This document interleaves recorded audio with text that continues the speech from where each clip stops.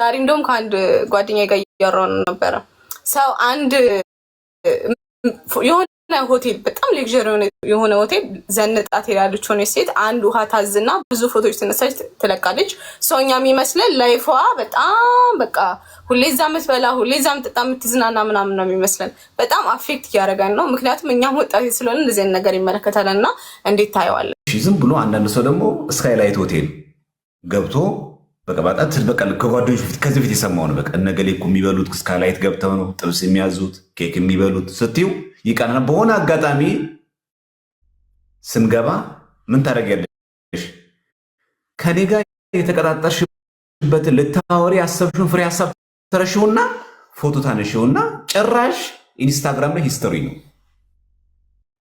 ይሄ እኮ የጉዳትሽን መጠን ነው የሚያሳየው። መጥፎ ሆኖ እኮ አይደለም እኮ ፎቶ መነሳቱ። ግን ምንድን በዚህ የሚተላለፍ የፈለገው መሰለሽ? ፎቶ መነሳቱ አለም ችግሩ። ፎቶን በመነሳት ልታስተላልፍ የፈለግሽው መልእክት አለ። ሜሴጇ አሁን አደገኛነት እኮ ሜሴጇ ናት እንጂ የትም ቦታ ላይ እኮ ለሜሞሪ ስለተገናኘ ደስ ብሎኛ ወደ ፎቶ ልነሳ እንችላለን። የፎቶ ግን እንድምታው ሌላ ነው። ምን እነሳው ማለት ተለዋጭ ነፍስ ያለው ሰው አለ አሁን እዚህ ውስጥ? ማንም የለም። ሁላችን አንዲት ነፍስ ያለን።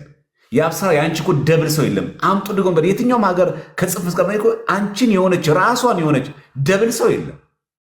እንዳንቺ አይነት ሰው አለ እንጂ ራሷ የአብስራ የሆነች ግን ሌላ የአብስራ ግን የለች። አንድ ምድር ላይ ያለችው ብቸኛ አንድ ሰው አንቺ ነሽ። ኮፒ እንኳን የለንም። የዚህ ስልክ ራሱ ግን ኮፒ ግን አለው ራሱ። የኛ ግን ራሱ ግን የለንም።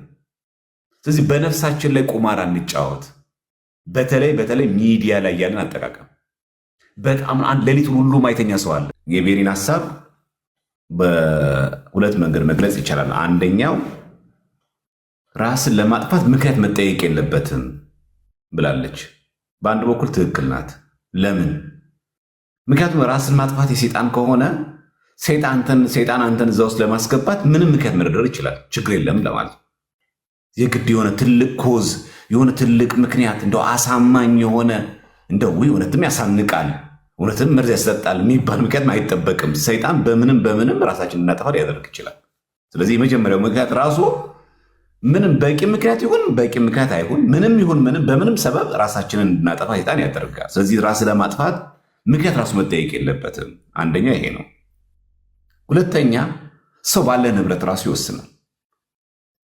እኔና አሁን ያቡ መንገድ ላይ አሁን ወክ አድርገን እንዲህ ብንሄድ ምንም የጎደለብን አይመስለውም። ሰው እንዴት ነው የሚያምርባቸው እንዴት ዝንጠው ሰው ባለባበሳችሁ ይወስናችኋል ማለት። ቤታችሁ አንድ ቀን ብትጋብዙት ተስማ የአብስራ የሚኖር ኑሮ ሌላ ነው። ያለብን ጭንቀት የሚያቅበን አንተና መድኃኒዓለም ናችሁ። ቤታችን ባለ ቁሳቁስና ውበት የሄድና ሰው ምን አለብህ አንተ? ሰራተኛ ነህ፣ ደሞዝተኛ ነህ፣ ቤት ያምራል፣ ሚስት አለ፣ ልጆች፣ አንተ ምን ጎደለብህ ይላል።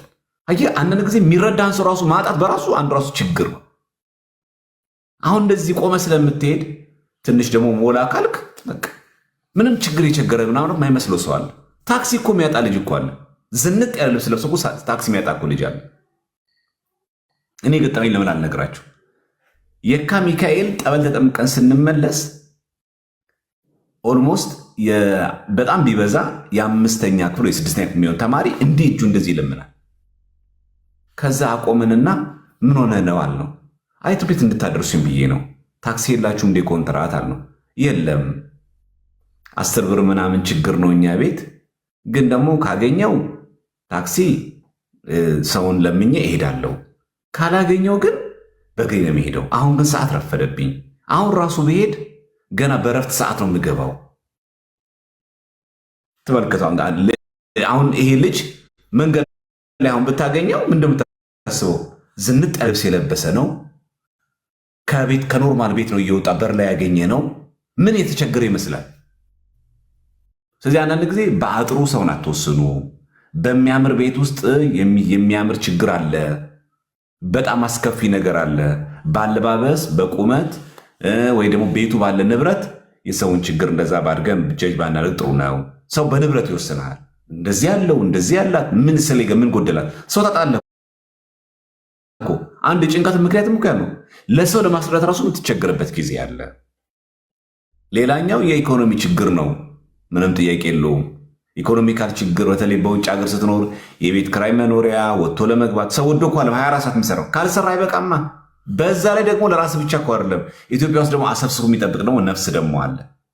ምን የሚል ልብላ፣ ልጠጣ፣ ላክልኝ የሚል አንተ አሜሪካ በገባ በወሩ ሁሉም አንተን ተስፋ ያደርጋል።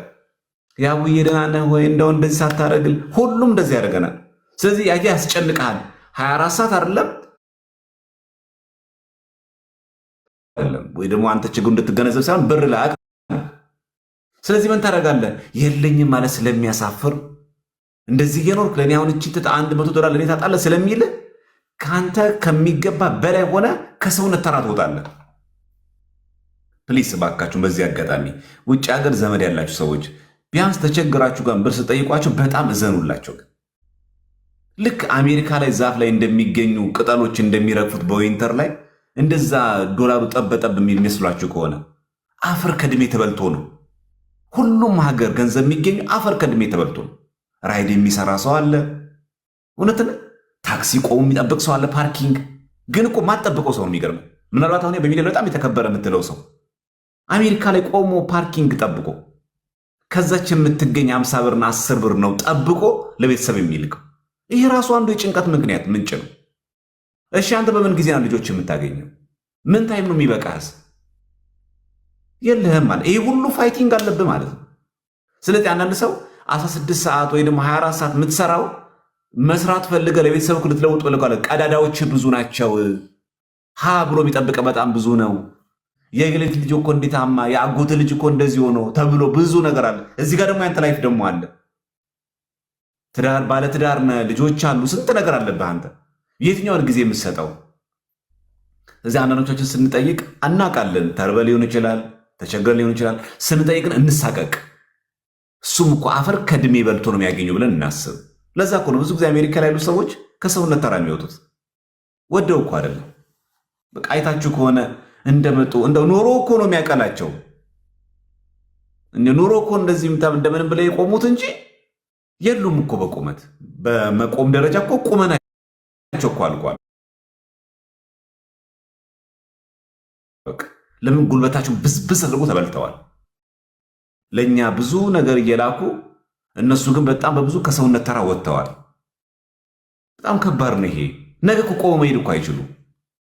እንደውም ከዚህ ጋር አብሮ እንደው መጠቀስ ያለብኝ የማስበው ሌላው የጭንቀት ምንጭ ብዬ የማስበው በባዕዳን ሀገር ቅድም ያለችው ሰው ይናፍቃል። አሁን እዚህ ያለ እኔና ያወየ ጊዜው እንገናኝ ነበረ፣ እንደ ልብ እንመጣ ነበረ። ቤት ይመጣል፣ ቤት እንሄዳለን፣ በየጊዜው ይሄ ጊዜ አሁን የለም። አሁን በተለያየ ሀገር ተራርቀ ነው ኖረው ያ የድሮ ፍቅር ድሮ ጋር የሰው ጋር ያለ ግን አይኖርም። ይሄን ደግሞ እኛ እናፍቀዋለን። በጣም የሚገርም እኮ የእኛ ዘረኝነት እኮ የሚያስቀን እዚህ ኢትዮጵያ ውስጥ ሆነ መስማት የማትፈልገውን ቋንቋና ዘረኝነት በፕሌን እየሄድክ አንድ ሰው ከኋላ በኦሮምኛ ቢያወራ ትላለህ። አየህ እዚህ እያለህ እኮ በቃ እንደው በቃ የምትጠላ ምናምን ይመስል ወይ ትግርኛ የሚያወራ ወይ ሲዳምኛ ቢያወራ ወይ ወለቴ ቢያወራ ዞረታ ያለ አይታል ይናፍቅሃል። ውጭ ሀገር ስትሄድ እዚህ ጎሳ ብሔር ብለህ መስማት አልፈልግም የምትለውን ቋንቋ ከኋላ ሲያወራ የኛ ሀገር ሰው ነው እንዴ ኢትዮጵያ ያገኘው እንዴ የሚሰማ ኩራት አለ። ቋንቋን በመናገሩ በመስማት ብቻ ማለት ነው። ከዛ እንደው ከፕሌን ስትወርድ ይቅርታ እንዳው ኢትዮጵያ ከየት ሰፈር ነው የመጣው ትላለህ። እዚህ እኮ ይሄ ማቀፍ እኮ የለም። ግን እዛ ሰው ይርባል እኮ እዛ እውነት ሰው እኮ ይርባል እዛ። ቀላል ነገር አይደለም። እና እኔ ነው አንዳንድ ሰው ውጭ ሀገር ከወጣ በኋላ ለምንድን ነው ለሃይማኖቱ እንደዚህ የሚወጡ ስል ትጋቱ ብቻ አይመስለኝም። የት ይሂድ መወሸቂያ ናታ ሃይማኖት እንጂ እኮ ስለ ሃይማኖት እኮ ትክክለኛ ሰው ለመሆን ፈልጎ እኮ አይደለም። አረብ ሀገር ሲሄድ ወደ አሜሪካ፣ ወደ ስካንዲቪያን ሀገሮች፣ ወደ አውሮፓ ሲሄድ የመጨረሻ ቤተክርስቲያን መጥቶ የማያውቅ ሰው እንዲህ ቤተክርስቲያን ሙጭጭ ብሎ ይካተላል። ሚዲያው ላይ ቁጥር 1 ተሳታፊ ነው። ይሄ መጥፎ ሆኖ አይደለም። በአጋጣሚ ወደዚህ መጣቱ በጣም ቆንጆ ነው። ወደዚህ ያመጣው ነገር ግን ምንድን ነው? ሌላ ቦታ ልሆን ቢለው መፍትሄ የለማ። ዘ ኦንሊ ቲንግ መወሸቂያ ጫካ ናት። በጣም ሌላው ደግሞ እኔ እንደው ማንሳት የምፈልገው መነጋገር ካለበት ትክክል መናገር ያለብን በትዳር ጉዳይ ላይ ነው። እስፔሻሊ ሴቶች ላይ እውነት ሴት ልጅ ከዩኒቨርሲቲ ተመረቃ ስራ ሰርታ ስትመጣ እናትና አባት እሷ ለበዓል ስትመጣ አይነቁሯትም? ምን አዲስ ነገር አለ? ታናናሾችሽ እኮ አገቡ፣ እነሱ እኮ ወለዱ ምትባልለች። እቺ ልጅ አትጨነቅም? ቤት አያስጠላትም? በዓል አያስጠላትም? ብቻዋን እኮ ተቆልፋ ፋሲካ በዓል እኮ የምታከብር እኮ አለች። ብቻዋን ምን ታድርግ? እንዴት ትሄድ? እድሜሽ እኮ ሄደ። ያየው የአንቺ ታናሽ 10ኛ ክፍል እኮ ወለደች እኮ። ምን ሆነሽ ነው? ሰው እኮ ይጠፋል ከቤተክርስቲያን እኮ። በነገራችን ላይ ብዙ ሰው እኮ በዚህ መንገድ እኮ ይጠፋል። ሲሆን መጸለይ፣ ምክንያቱም የተባረከ ጋብቻ የሚሰጠው እግዚአብሔር ስለሆነ። ይሄ ብቻ አይደለም። ከተጋቡ በኋላ ደግሞ ሳይወልዱ ሲቀሩ ምን ነው አዲስ ነገር የለም ሚሉ ሚል ሰው አለ። ልክ ጠፍጥፈን ምንሰራቸው የሚመስለው አይቱ። ሳታገባ ስትቀር ችግር ነው። አንድ የጭንቀት ምንጭ ነው። አግብተህ ሳትወልድም ችግር ነው። ወልደህም ራሱ ምን ነው አንድ እንደዛም ወልድ ደግሞ ምን ነው ሴቶች ብቻ አይለቅህም። ህዝቡ ይቀጥላል። አንድ ቀን የት ነው እባክህ መገናኛ ነው ነዳጅ ስንቀዳ አንዱ 4ኛ ሚስቴ ልትወልድ ነው እግዚአብሔር ይመስገን አልኩት። ለካ ሊነግረኝ የፈለገው ሌላ ነው። ግን እኮ ነዳጅ እየቀዳው እንደዚህ የምሰራ ወድጄ እንዳይመስልህ ወንድ ልጅ ፍለጋ ነው። ማይንዱ ሰው የት ድረስ ሊሄድ እንዳለ ተመልከት። የጭንቀቱ የእንትኑ ጥግ ማለት ያለ ኢኮኖሚ ያለ ፍላጎቱ የአክስት የአጎት የእናት የአባት የአማች ጉትጎታ ከቶ ሰውን ከአቅሙ በላይ እንዲኖር ማድረግ። ወይ አፋችን አንሰበስብ፣ አንደበታችን አይገራ፣ የሰው ትዳር ውስጥ ገብተን እንፈተፍታለን። ማን ይጠላል በልጅ መባረክ? ከየት ያምጡት እግዚአብሔር ካልሰጣቸው? እና አንተስ እግዚአብሔር ካልፈቀደ ከየት ታመጣለህ? ጉትት አድርገህ ዝም ብለህ ሴተኛ አግባ ይባላል እንዴ? እድሜሽ እኮ ሄደ፣ እንደዚህ እኮ ሄደ። ተደብቀው በዓለም ማከብሩ ሰዎች አሉ። ስለዚህ የጭንቀት ምንጮች ብለን ስናነሳ ይሄ ሁሉ አብሮ ይመጣል።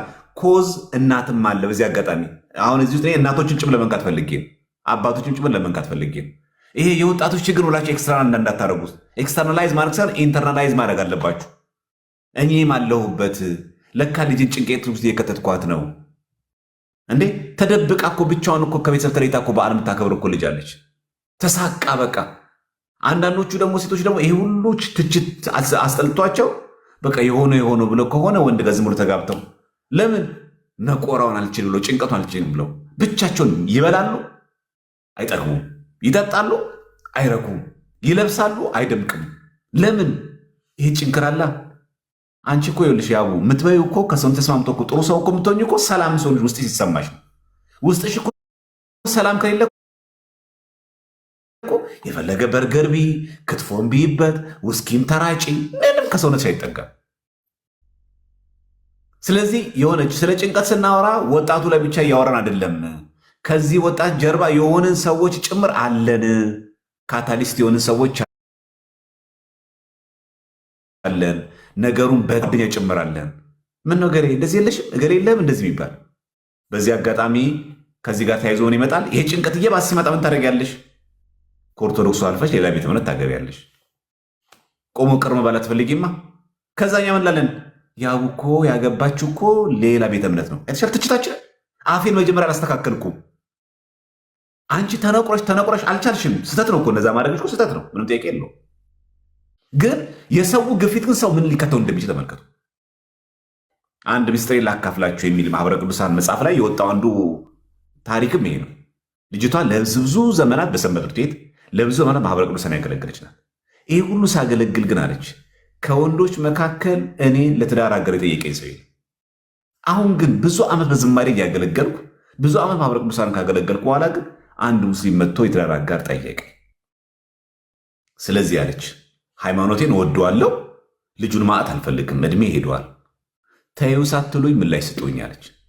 ምስጢሬን ላካፍላችሁ የሚል መጽሐፍ ነው። በቃ ርዕሱ ራሱ ተይው ሳትሉኝ ምን ላይ ስጡኝ ነው። ልጁ ስታናግሪው አንገቴ ላይ ቢላ ይግባ በፍጹም አልቀይርም አለ። ተመልከቱ፣ ምን ታደርጉታላችሁ?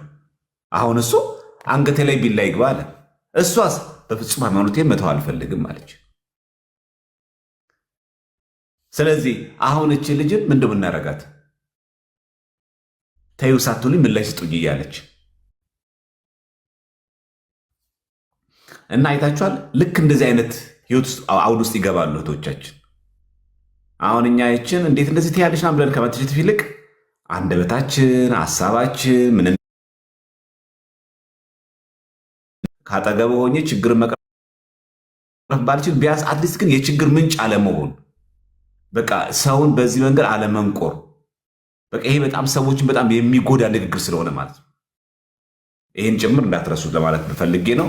ከዚህ ታሪክ ጋር ብዙ ታሪክ ታነሳላችሁ ያስባለሁ። ቀጥሉሽ። እሺ አሁን መምህር በተነሱት ጉዳዮች ላይ አሪፍ ማብራሪያን የሰጠን፣ ግን ደግሞ አንድ ልጨምር። አሁን ከሰዎች አፍ አንጻር ብዙ ጊዜ ስለ ወጣቶች ተነግረዋል፣ ስለ ሰዎች አሉ። ግን አሁን ላይ ደግሞ በደንብ እኔ ትኩረት ሰጥቼ ሳይ የነበረው ምንድን ነው ቲኔጀሮች ናቸው። ቲኔጀሮች ሲሆኑ ማቹር አይደሉም። የሚያስቡበት ደረጃ እንደ ወጣቶች እንደ ትልቅ ሰዎች ማቹር አይደሉም እና እነሱ ጋር ትንሿ ነገር ፖይንት አላት። ዊች ሚንስ አንዳንድ ሰው ወፈርሽ ወይም ደግሞ ከሳሽ እንዴ ምነው ከሳሽ ብሎ ሰው ቡሊ ያደርጋል። ባይዘዊ ለእኛ አሁን ተለቅ ብላችሁ ስታዩት ወጣት ስትሆኑ ደግሞ ከፍ ብላችሁ ስታዩት ምንም ማለት ላይሆን ይችላል ወጣት ሆናችሁ። ምክንያቱም እኔም የደረሰብኝ ነገር ነው። አሁን እንደ ሀበሻ ሆኜ ባላየውና ኖሮ ደግሞ በዛ ጊዜ የነበረኝ የአይምሮ ማቹሪቲ ወይም ቤተሰብ ትንሽ ጠንከር ያለ ባይሆን ኖሮ ከባድ ነበረ። ሰው ፊታችሁ ላይ ባይዘዊ ወጣት ስትሆኑ ወይም ደግሞ ቲኔጀር ስትሆኑ ትናንሿ ነገር ታሳስባችሁ፣ ውበት ያሳስባችኋል፣ የፀጉራችሁ ነገር ያሳስባችኋል፣ ቅጥነታችሁ፣ ውፍረታችሁ ያሳስባችኋል ሰው። ስለዚህ የምትናገሩበት ነገር መምረጥ አለባችሁ።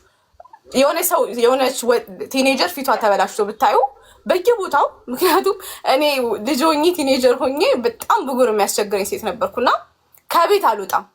ኤቭሪባዲ ፊትሽ ምን ሆነ ነው፣ ፊትሽ ምን ሆነ ነው፣ ራሴን እንድጠላ ማለት በቃ ሌላ ሰው ላይ ያልተፈጠረ እኔ ላይ የተፈጠረ ብቻ እንዲመስለኝ። ምክንያቱም ያን ቲኔጀር ነኛ ማለት ብጉር የሚጠፋ ነገር እንደሆነ አላውቅም። ብጉር ስለወጣብኝ አስቀያሚ ነኝ ብዬ እንዳስብ ተደርጌያለሁ። ገባችሁ አይደለ?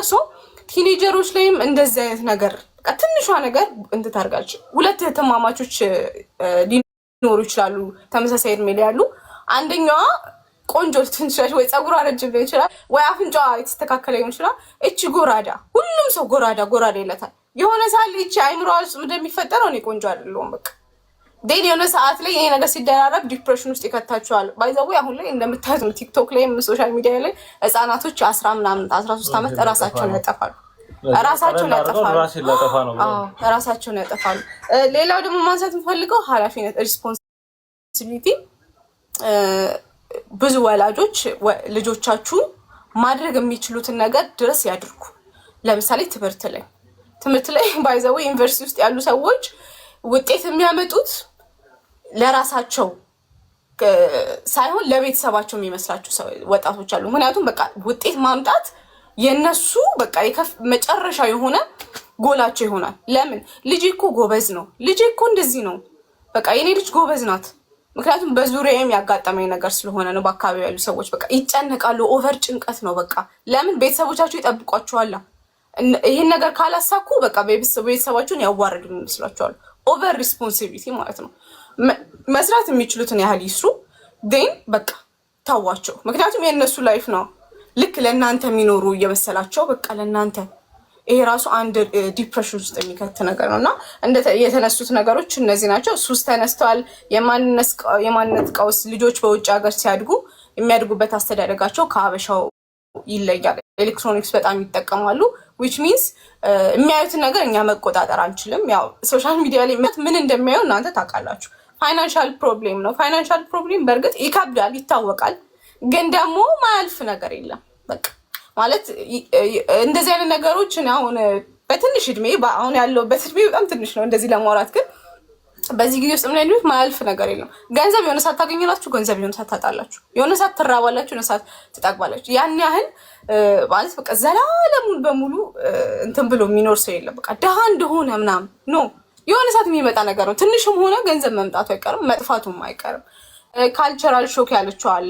አሁን ወደ ውጭ ሀገር ስትሄዱ አታችመንታችሁ፣ ከዛ ደግሞ ሪስፖንሲቢሊቲ የምትወስዱት የቤተሰብ በቃ ቤተሰብን ካረዳው፣ በዛ ላይ ስራ ታጣላችሁ። ሰው ሀገር ደግሞ ስትሆኑ ስራ ታጣላችሁ፣ ከዛ ቤተሰብ ያስጨንቃችኋል። ከዛ ደግሞ አታችመንታችሁ ከዛ ተላቃችሁ ነው የምትመጡት። እዚህ አታች የምታደርጉት ሰው የለም ምናምን። ያ ራሱ ዲፕሬሽን ውስጥ ይከታል፣ ራስ ማጥፋት ውስጥ ይከታል። እና እነዚህ ምክንያቶች ተነስተዋል።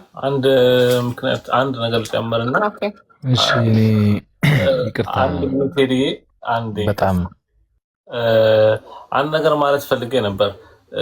ቻይልድሁድ የሚባል ነገር አለ። አይ ቲንክ ከቤተሰብ ጋር የምናሳልፈው ጊዜ እንዴት ነው እኔ አሁን የግሌን ኤክስፒሪየንስ ስናገር ነፍስ ካወቅኩ በኋላ ነው ከሰው ጋር እንዴት ዘና ብዬ ማውራት እንዳለብኝ የተረዳሁት። ምክንያቱም ስታድጉ ቤተሰቦቻችሁ አሁን ይህንን ለወላጆች ነው በብዛት መናገር የምፈልገው። አግባብ አለው፣ ስርዓት አለው። ልጅ የሚያድግበት እየተቀጣ የሚያድግበት አግባብ አለው። ነገር ግን እንዴት ነው በነፃነት ማውራትንም ማወቅ አለበት ብዬ አስባለሁ። ማለት ኮንፊደንስ ሊኖር ይገባል። ትምህርት ቤት ላይ ፕሬዘንቴሽን አቅርብ ሲባል ላበላቡኑ ጥምቅ አድርጎት ማውራት እስከሚያችልበት ደረጃ ድረስ መድረስ የለበትም። አንተ አችልም ማለት የለባችሁም። ልጆቻችሁን እንደሚችሉ መናገር አለባችሁ። ማለት ኮንፊደንሳችሁን ቢውልድ እያደረጋችሁ ካልመጣችሁ ይሄ የዲፕሬሽኑም አንዱ መነሻ ነው ብዬ አስባለሁ። እኔ አልችልም፣ በቃ ይሄን ማድረግ እኔ አልችልም ነው እየተባለ ያደገው ያ ልጅ። ከሰዎች ጋር ማውራት አልችልም፣ አንተ ከአዋቂዎች ጋር ያ ነገር ደግሞ አይምሮ ውስጥ እያያዘው በመጣ ቁጥር እንደማይችል እያወቀ ለራሱ እንደማይችል ነው የሚነግረው። አችልም እየተባለ ያደገ ልጅ እና ጎበዝ አንተ ትችላለህ የሚባል ልጅ አስተዳደጉ አንድ አይደለም።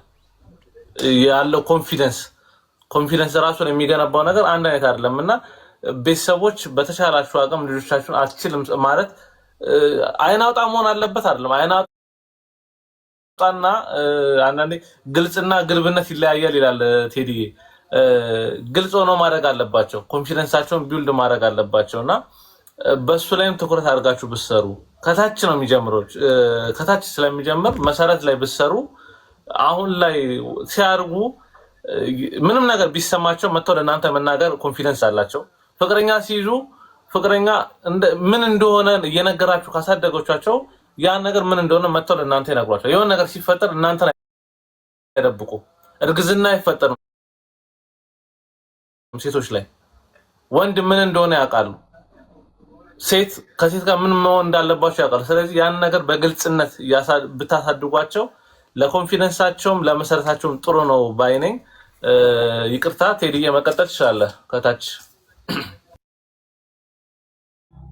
እሺ አመሰግናለሁ። እንዴት አመሻችሁ? ዲያቆንም እዚህ ያላችሁም ከታችም ያላችሁ እንዴት አመሻችሁ ብያለሁ። ውይይቱን ሰምቻለሁ ትንሽም ቢሆን እና ሀሳቤን ልስጣችሁ ትንሽ። በጣም ከባድ ነገር ነው ያነሳችሁት ነገር። አብዛኛው ማህበረሰብ ያው ሲጎዳበት እያየን ነው። የብዙ ቤትም ያው ችግር ነው ብዬ ነው የማስበው። ችግሩ ያው እንደ ሀገር ያለ ችግር ነው፣ በጣም ከባድ ችግር ነው። ግን ወደ መፍትሄው ብዬ ነው የማስበው በግሌ። ኮሚኒቲ ላይም ችግር አለ። እንዴት መሰላችሁ? አንዳንድ ጊዜ ቤተሰቦች ልጆቻቸውን ሲያሳድጉ የእውነት እያሳደጉ አይደለም ይመስላችኋል። በቃ እያሳደጉ አይደለም። ልጅ ማለት ምንድነው? ልጅ ያንተ ልጅ ነው። ልጅ ላይ በጣም መስራት አለብህ። ምን አይነት ስራዎች ነው የምትሰራው? እሱ ነገሮችን የሚያውቁት አይመስለኝም። ልጅ የሚፈልገው ነገር ነው እየተሰጠው ያለው። የ3 ዓመት ልጅ፣ የ6 ዓመት ልጅ፣ የ12 ዓመት ልጅ በጣም ልዩነት አለው።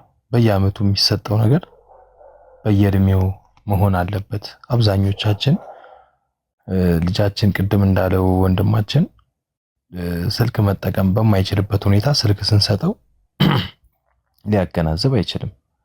ስለዚህ የማይሆን ነገር ይጠቀማል። እናት አይሆንም ትላለች፣ አባት ይሆናል ይላል። ይሄ ነገር ልጁን ያበላሽና እንደ ልቡ ያደርገዋል። ቀለል አድርገው ያልፉታል። ይሄን ነገር ግን ቀላል ነገር አይደለም። ልጄ የት ነው ያለው ማታ ላይ ቁጭ ብለው የሚያወሩበት ነገር የለም። ይሄም የብዙ ቤት ችግር ነው። በቀናት ብቻ ሳይሆን በሳምንታት እንኳን እንደዚህ አይነት ውይይት አካሄደው የማያውቁ ቤተሰቦች አሉ። ሌላው ደግሞ ምንድነው አሁን እንዳልከው ሆኖ ልጅን አቅብጦ ማሳደግ መበደል ነው በኔ ሐሳቢ። እውነቴን ነው የምነግርህ።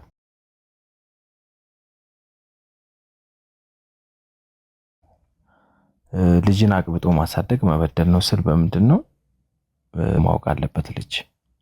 እንደዛ ሲሆን ልጅ ለአካባቢውም ሆነ ለአገር የሚጠቅም ልጅ ሆኖ ይፈጠራል። በተረፈ ግን ይሄ ዲፕሬሽን ውስጥም የሚገባው እንዳልኳችሁም የተለያየ ነገር ውስጥ ወደ ሱስ ውስጥ የሚገባው አንድ ልጅ ገና ከአንድ አመቱ ጀምሮ ክትትል አለው። ቅድም እንዳልኩ በየአመቱ የሚሰጠውን ክትትል ቤተሰብ እየሰጠ አይደለም እና አብዛኛው ችግር እንደውም በጣም ትልቁ ችግር ያለው ቤተሰብ ጋር ነው። ልጁ ላይ እየሰራ አይደለም። ልጁን በደንብ አድርጎ ያሳደገ ቤተሰብ እያየን ነው። ማለቴ ያኔ በቀጣሽኝ የሚባል አባባል እኮ አለ አይደለ ወንድሜ? እና መጨረሻ ላይ ዋጋ ያስከፍልሃል። አሁን ላይ ግን የኮተኮትከው ነገር ያው መጨረሻውን ቆንጆ ነው የሚሆነው። እና ያው እኔ ብዙ ሐሳቤ ልሰጥ ነበረ፣ ግን ብዙ ሐሳቤን ሰጥተዋል እዚህ ጋር ያሉ ሰዎች። እኔ ጄኔራሊዝም ብያውን ለመስጠት ያህል ነው እንጂ ብዙውን ሐሳብ ያው ሰጥተው ጨርሰውታል። እና አብዛኛው ችግር ግን ቤተሰብ ጋር እንዳለ ይሄን መጠቆም እፈልጋለሁ። ትልቁ ችግር ያለው ቤተሰብ ጋር ነው። መፍትሄውም ያለው ቤተሰብ ጋር ነው። እሺ እግዚአብሔር ያክብርልን። ቀጣይ የምንናገር ሰዎች አንደኛ ችግሩ ላይ ነው ዛሬ የምናነሳው፣ መፍትሄው ላይ ሳይሆን ችግሩ ላይ። ሁለተኛ ስናነሳ ሞር አሁን ወጣቶች ተኮር እንሰራለን፣ ልጆች ላይ የምንነካለን፣ ቤተሰብ እንነካለን፣ መንካት የሚገባውን ግን አሁን መፍትሄ ሳይሆን ዛሬ የምናወራው የጭንቀት ከዚያም አልፎ ደግሞ ራስን ማጥፋት ምንጮቹ ምን እንደሆኑ በሚገባ መጀመሪያ ችግሩ ላይ በደንብ እንነጋገር፣ እናድመው፣ ሳንፈራ ማለት እናድመው። ድምት አድርጎ አንድ ርዕሰ ጉዳይ በደንብ ማየት የሁላችን ችግር ስለሆነ እዚህ ሀገር ላይ የለም የሚባል የለም። ውጭ ሀገርን ብትሄድ ራስን ማጥፋት አለ። ከዚህ ሄዱ ኢትዮጵያውያን ጭምር እያደረጉት ይህን ምክንያት በደንብ እናድመው ለማለት ፈልጌ ነው። ሁለተኛ ድገሙ እንዳይሰለች ማለት ነው። ሰው በቀጥል ምጥን ማለት ሲል ጥሩ ነው። የጥበብ መጀመሪያ እግዚአብሔር መፍራት ነው። ሁለተኛው ነገር ማሳጠር ነው። አጭር አድርጋችሁ ይሄ አንደኛ፣ ሁለተኛ፣ ሶስተኛ ብላችሁ ቁጭ ቁጭ ቁጭ ቁጭ አድርጋችሁ እንደዛ አድርጉ። ልክ እንደ ወጣት እናድርጉት እና እንደ ስብሰባ እያላችሁ እንትን አትበሉት፣ እንዳይሟዘዝብን ማለት ነው። እሺ ብሩክ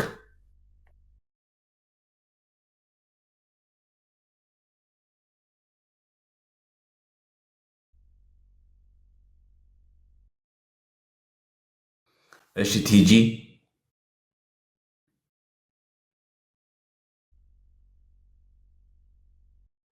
ሰን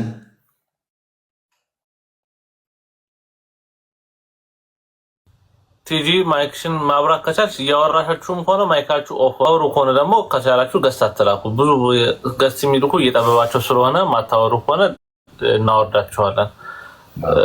እሺ ሰላም መቀጠል ያለ ሌንሳ እሺ ሰላም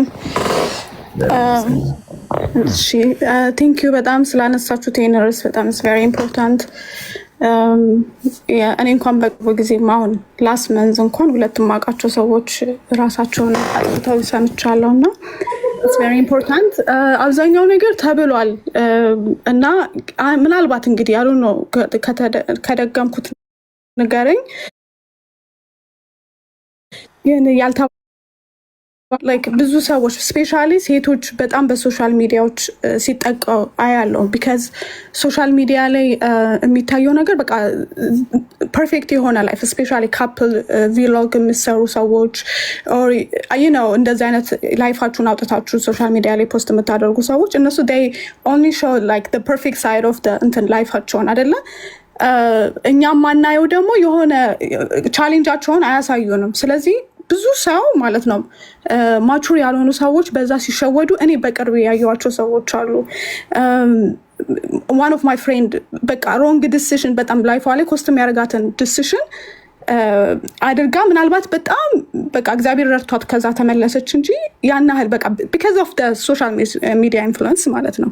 እና ሶሻል ሚዲያ ላይ awareness ቢኖር like ሰዎች በዛ ኦኬ ናው ችግሩ ላይ ብቻ ይወራ ስለተባለ በቃ እሱ ነው ዋናው like አፌክት የሚያደርገው ብዬ ማስበው። ብዙ ወጣቶችን ስፔሻሊ ማ ኤጅ ምናምን ያሉትን ሰዎች በዛ አፌክት ይሆናሉ ሶሻል ሚዲያ also እኔ እንግዲህ ማውራት የምችለው ውጪ ስለሆንኩ የውጪውን ነውና ማየው እዚህ ያለውን ነውና ቤተሰብ ላይክ እናትና አባት ልጅ ሲያሳድጉ ይገባኛል ቤተሰብ ከምን እንደመጡ። ምክንያቱም እነሱ ያደጉበት ስታይል አለ፣ አሁን ደግሞ ያለው ጀነሬሽን አለ። ስፔሻሊ ደግሞ እዚህ ሲመጣና ልጆች ዲፕሬሽን ውስጥ ሲገቡ one of the like reason suicidal እንዲኖር የሚያመጣው እኮ ዲፕሬሽን ነው አይደለ? one of the big reason አይደለ? so that depression እንደ luxury የሚታይበታል። ዲፕሬሽን የምን አባሽ ዲፕሬሽን ነው ተነሽ ምናምን they don't understand እና ምናልባት በቃ እና አሁን የሆነ ጊዜ ላይ ሆስፒታል ውስጥ ተማሪ እያለሁ ሰራ ነበርና የሆነች ልጅ አልቅሳ በቃ ቤተሰቦቼ they don't love me ምናምን እንደዛ ብላ አውርታን እኛ ቤተሰቦቿ እንደውም አባትየውን እንዲህ እያለች ነው እና if you can try to understand her like እስቲ የምታወራው የምን አባቷ ብሎ ጭራሽኛ ነው እንትን ያለን የተቆጣን ማለት ነው። ስለዚህ our community ይሄ ነገር ላይ እንትን ቢባል like ልጆችን አንደርስታንድ ማድረግ ብንችል ይሄ ነው። እንደገና ደግሞ ያንተን ሎንሊነስ በጣም እዚህ ሀገር ሲመጣ ወዲያው ሂት የሚያደርገን ነገር ብቸኝነት፣ የካልቸር ዲፍረንስ we take everything personal። አሁን እኔ መጥቼ like ሁሉም ሰው የራሱ ላይፍ ነው we don't have time like አሁን ስታዩ ስትኖሩ ምናምን እዚህ ሀገር we don't have time የሆነን ሰው እንትን ለማለት ማንም በማንም ላይ መፍረድ አይችልም። ግን we take it personal።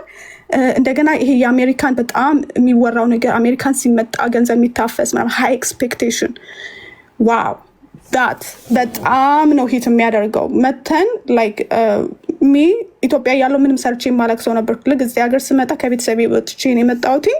መጀመሪያ የሰራሁበት ቦታ ፒዛ ቤት ነበረ። ፒዛ ቤት እንትን መጥረግ ነበረ እና never ever thought እኔ እንደዚህ አይነት ስራ ሰራለሁ ብዬ ምናምን እና ይሄ እንደ ፕሊዝ በቃ ወተን ብናወራው ይሄን ነገር ምናምን ሰው አሜሪካን ከመምጣቱ በፊት አሜሪካን ሆምለስ ለመሆን የአንድ ስራ ማጣት ሆምለስ እንደሚያደርግ እንደው ሰው አዌርነስ ቢኖረው ብያሰብ። ምክንያቱም አሁን እኔ አሜሪካ እንደዚህ ችግር ምናምን ሲወራ በጣም ውሸት ይመስላልና ይሄ ነው። አመሰግናለሁ።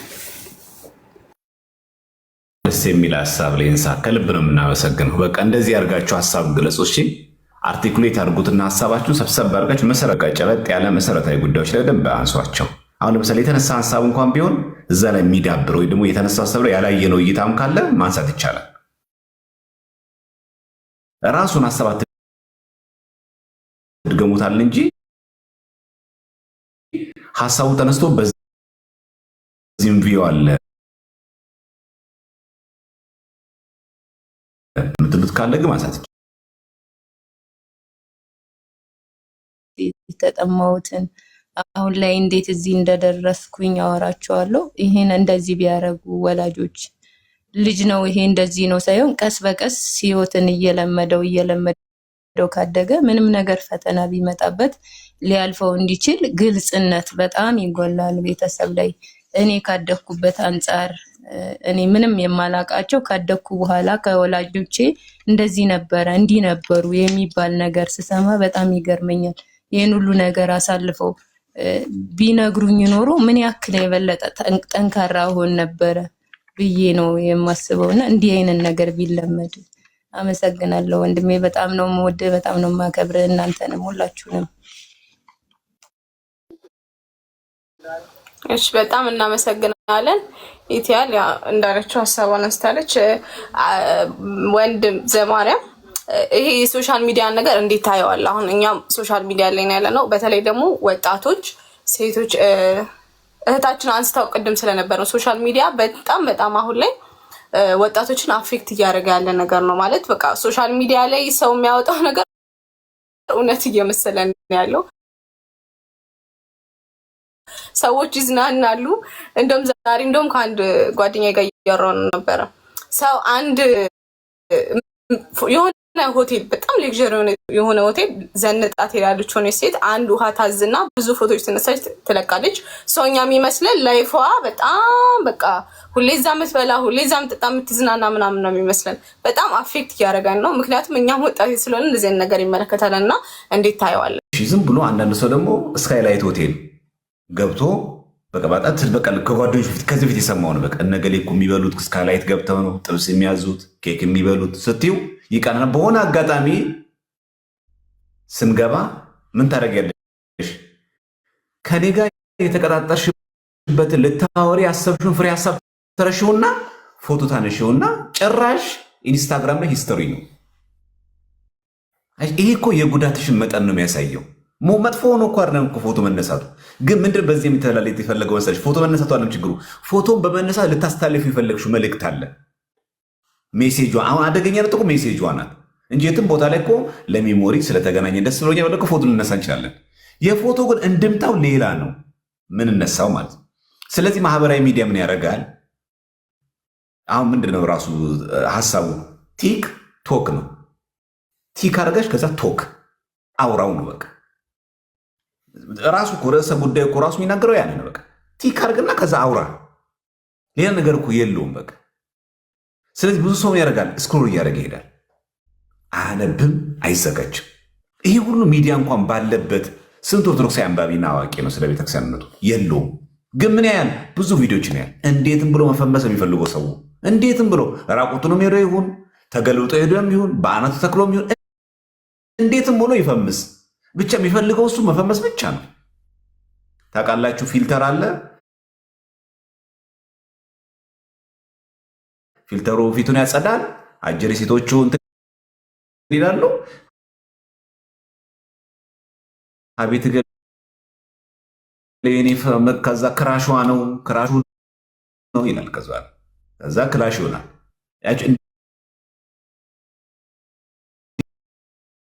ያው ሰው እንደታገው ሴክስ ቪዲዮ ነው የሚያየው። በነገራችን ላይ በዚህ አጋጣሚ ማነሳው አንዱ የዲፕሬሽን ምክንያት ይመስላችኋል?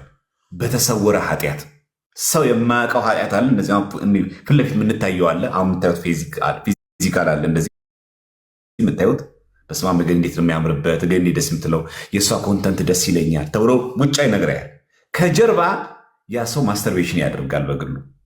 ይሄ ልጅ ብቻው መሆን ነው የሚፈልገው። ሰው በዛ ቦታ መገኘት አይፈልግም። በጣም ከፍተኛ ጭንቀት አለበት። አሁን ይሄ ልጅ አድረስ አታደርጊው። ቤተሰቡ ላይ ችግር የለም፣ የሚያርበት ሁኔታ ላይ ችግር የለም። ቅድም የጠቀስናቸው የማህበራዊ ሚዲያ ችግር የለበትም። ኢቨን ቅድም የጠቀስነው ራሱ የኢኮኖሚ ችግር የለበትም። የልጅ ጤናማ ቤተሰብ ነው ያለው። ግን እንደዚህ ሲሆን ግን ያገላል። እሑድ ቀን ተነስቶ አያስቀድስም። ለምን አይሄድም? አሁን አንተ እንደዚህ እየሰራ ቤተክርስቲያን ታስቀድሳለህ ይባላል። እኛ ስናየው እኮ ምናልባት እዛማ ሊሆን ይችላል፣ ወይ ደግሞ ሰባኪ ሊሆን ይችላል። የተሰወረ ኃጢአት ማለት ያ ነው። የገዛ ወንድሙ ላይ መተት የተሰራ ሰው፣ እንቅፋት የተሰራ ሰው ህሊናው ረፍት አያገኝም። አሁን የልጅ ምንም ችግር የለበትም። ሰላማችን የሚነሱ ሰዎች የማያውቁን ውሳጣዊ ችግሮች አሉብን። ሌዝቢያን፣ ጌ የምንላቸው ትራንስጀንደር የሚፈጽሙ ሰዎች ብዙ ጊዜ ብቻቸውን መሆን የሚፈልጉት ከሰው ጋር መገናኘት ፈጽሞ አይወዱም። በጣም ብዙ ጊዜ የሚወዱት ተነጥለው ብቻቸውን፣ እንደውም አንዳንድ ጊዜ ከመኝታ ክፍላቸው ሳያወጡ ቁጭ ብሎ መዋል ይፈልጋሉ።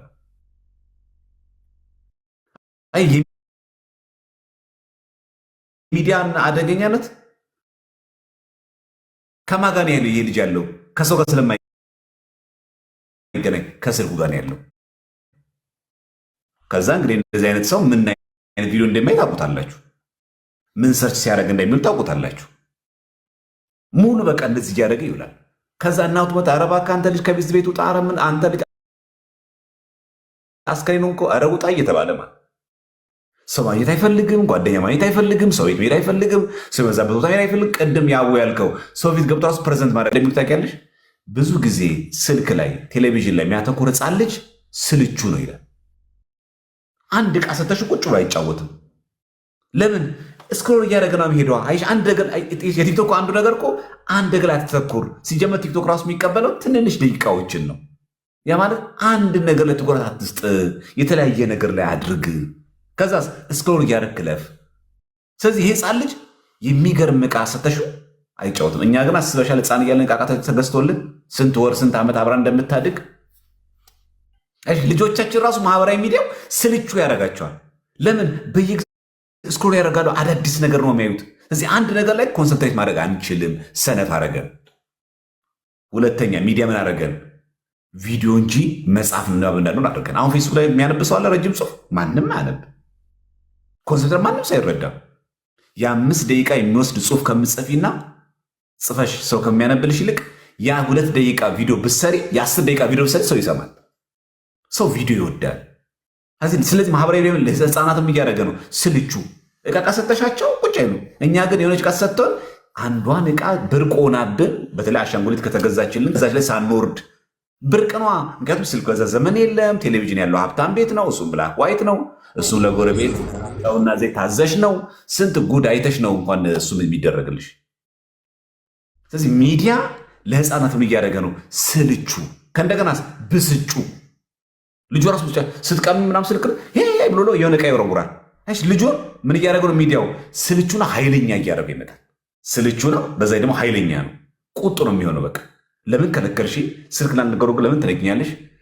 ላፕቶፕ እንዳልነካ ለምን የምትከለኪኝ ብሎ የሚያገኘውን ይወረውራል። ለትልልቆች እሱን አደረገ። ከሰው ይልቅ በሚዲያ ላይ እንዲያተኩር አደረገው። ስለዚህ ራስሽ የምታይበት መንገድ የለም። ሰው እኮ መድኃኒት ነው፣ እናውቀዋለን። ሰው በጣም መድኃኒት ነው፣ ለሰው በጣም መድኃኒት ነው። ሰው ያጠፋዋልም፣ ሰው ያድናል። ሰው ወደ በጎ ነገር ይመልሳልም፣ ወደ መጥፎ ነገርም ይሰራል። ለዚህ እኮ ነው አሁን ችግሩ እንዳልተቀረፈ የምታዩ። ብዙ ቪዲዮ አየን። እግዚአብሔር ይመስገን አሁን በየቤታችን ዩቲዩብ ግማንትን ገብቷል። ዋይፋይ የሌለበት ቤት የለም። ምንም የለም ብትይ እንኳን ጎረቤት እንኳን አለ፣ ወስደሽ መጠቀም ትችላለሽ። ግን ሚዲያው ምን ያደረገ? ችግራችንን የቀረፈው ከሱስ ነው ያወጣን። ምንም ችግሩ እንደጠበቀን ያለው ማለት። ብዙ ልጆች እኮ ሚዲያ ስልክ አይተሽ ከሆነ ለምን ስልክን የዘጋው ስትይው ኢንተራንስ ፈተና ስለሆንኩ ላጠና ተጽዕኖ አለው ማለት ነው። ኤግዚት ኤግዛም ስለምፈተን ስልኬን ዘግቼው ነው፣ ተጽዕኖ አለው ማለት ነው። ስልኩን ዘግቶ ቁጭ አድርጎ ትምህርቱ ላይ ሲያተኩር ኮንሰንትሬት ያደርጋል ማለት። ስለዚህ ሚዲያ ምን እያደረገ ነው ማለት ነው? ጊዜ ይሻማል ማለት ነው።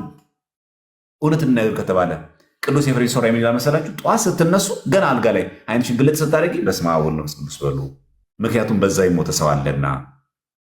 እግርሽንም ብድግ አድርገሽ አንዱን እግርሽ አንስተሽ ከአልጋ ላይ ወደ ጫማሽ ስታወርጂ አሁንም በስመ አብ ወወልድ ወመንፈስ ቅዱስ በሉ፣ በዛው ተገንዞ የተቀመጠ ሰው አለና። ብድግ ብላችሁ ስትነሱ እንደዛው አማትቡ፣ በሰው ተደግፈው የሚቆሙ ሰዎች አሉና። መጸዳጃ ቤት ደርሳችሁ ስትመለሱም ተመስገን በሏችሁ አማትቡ። ለምን? አልጋ ላይ ሆኖ የሚጸዳዱ ሰዎች አሉና።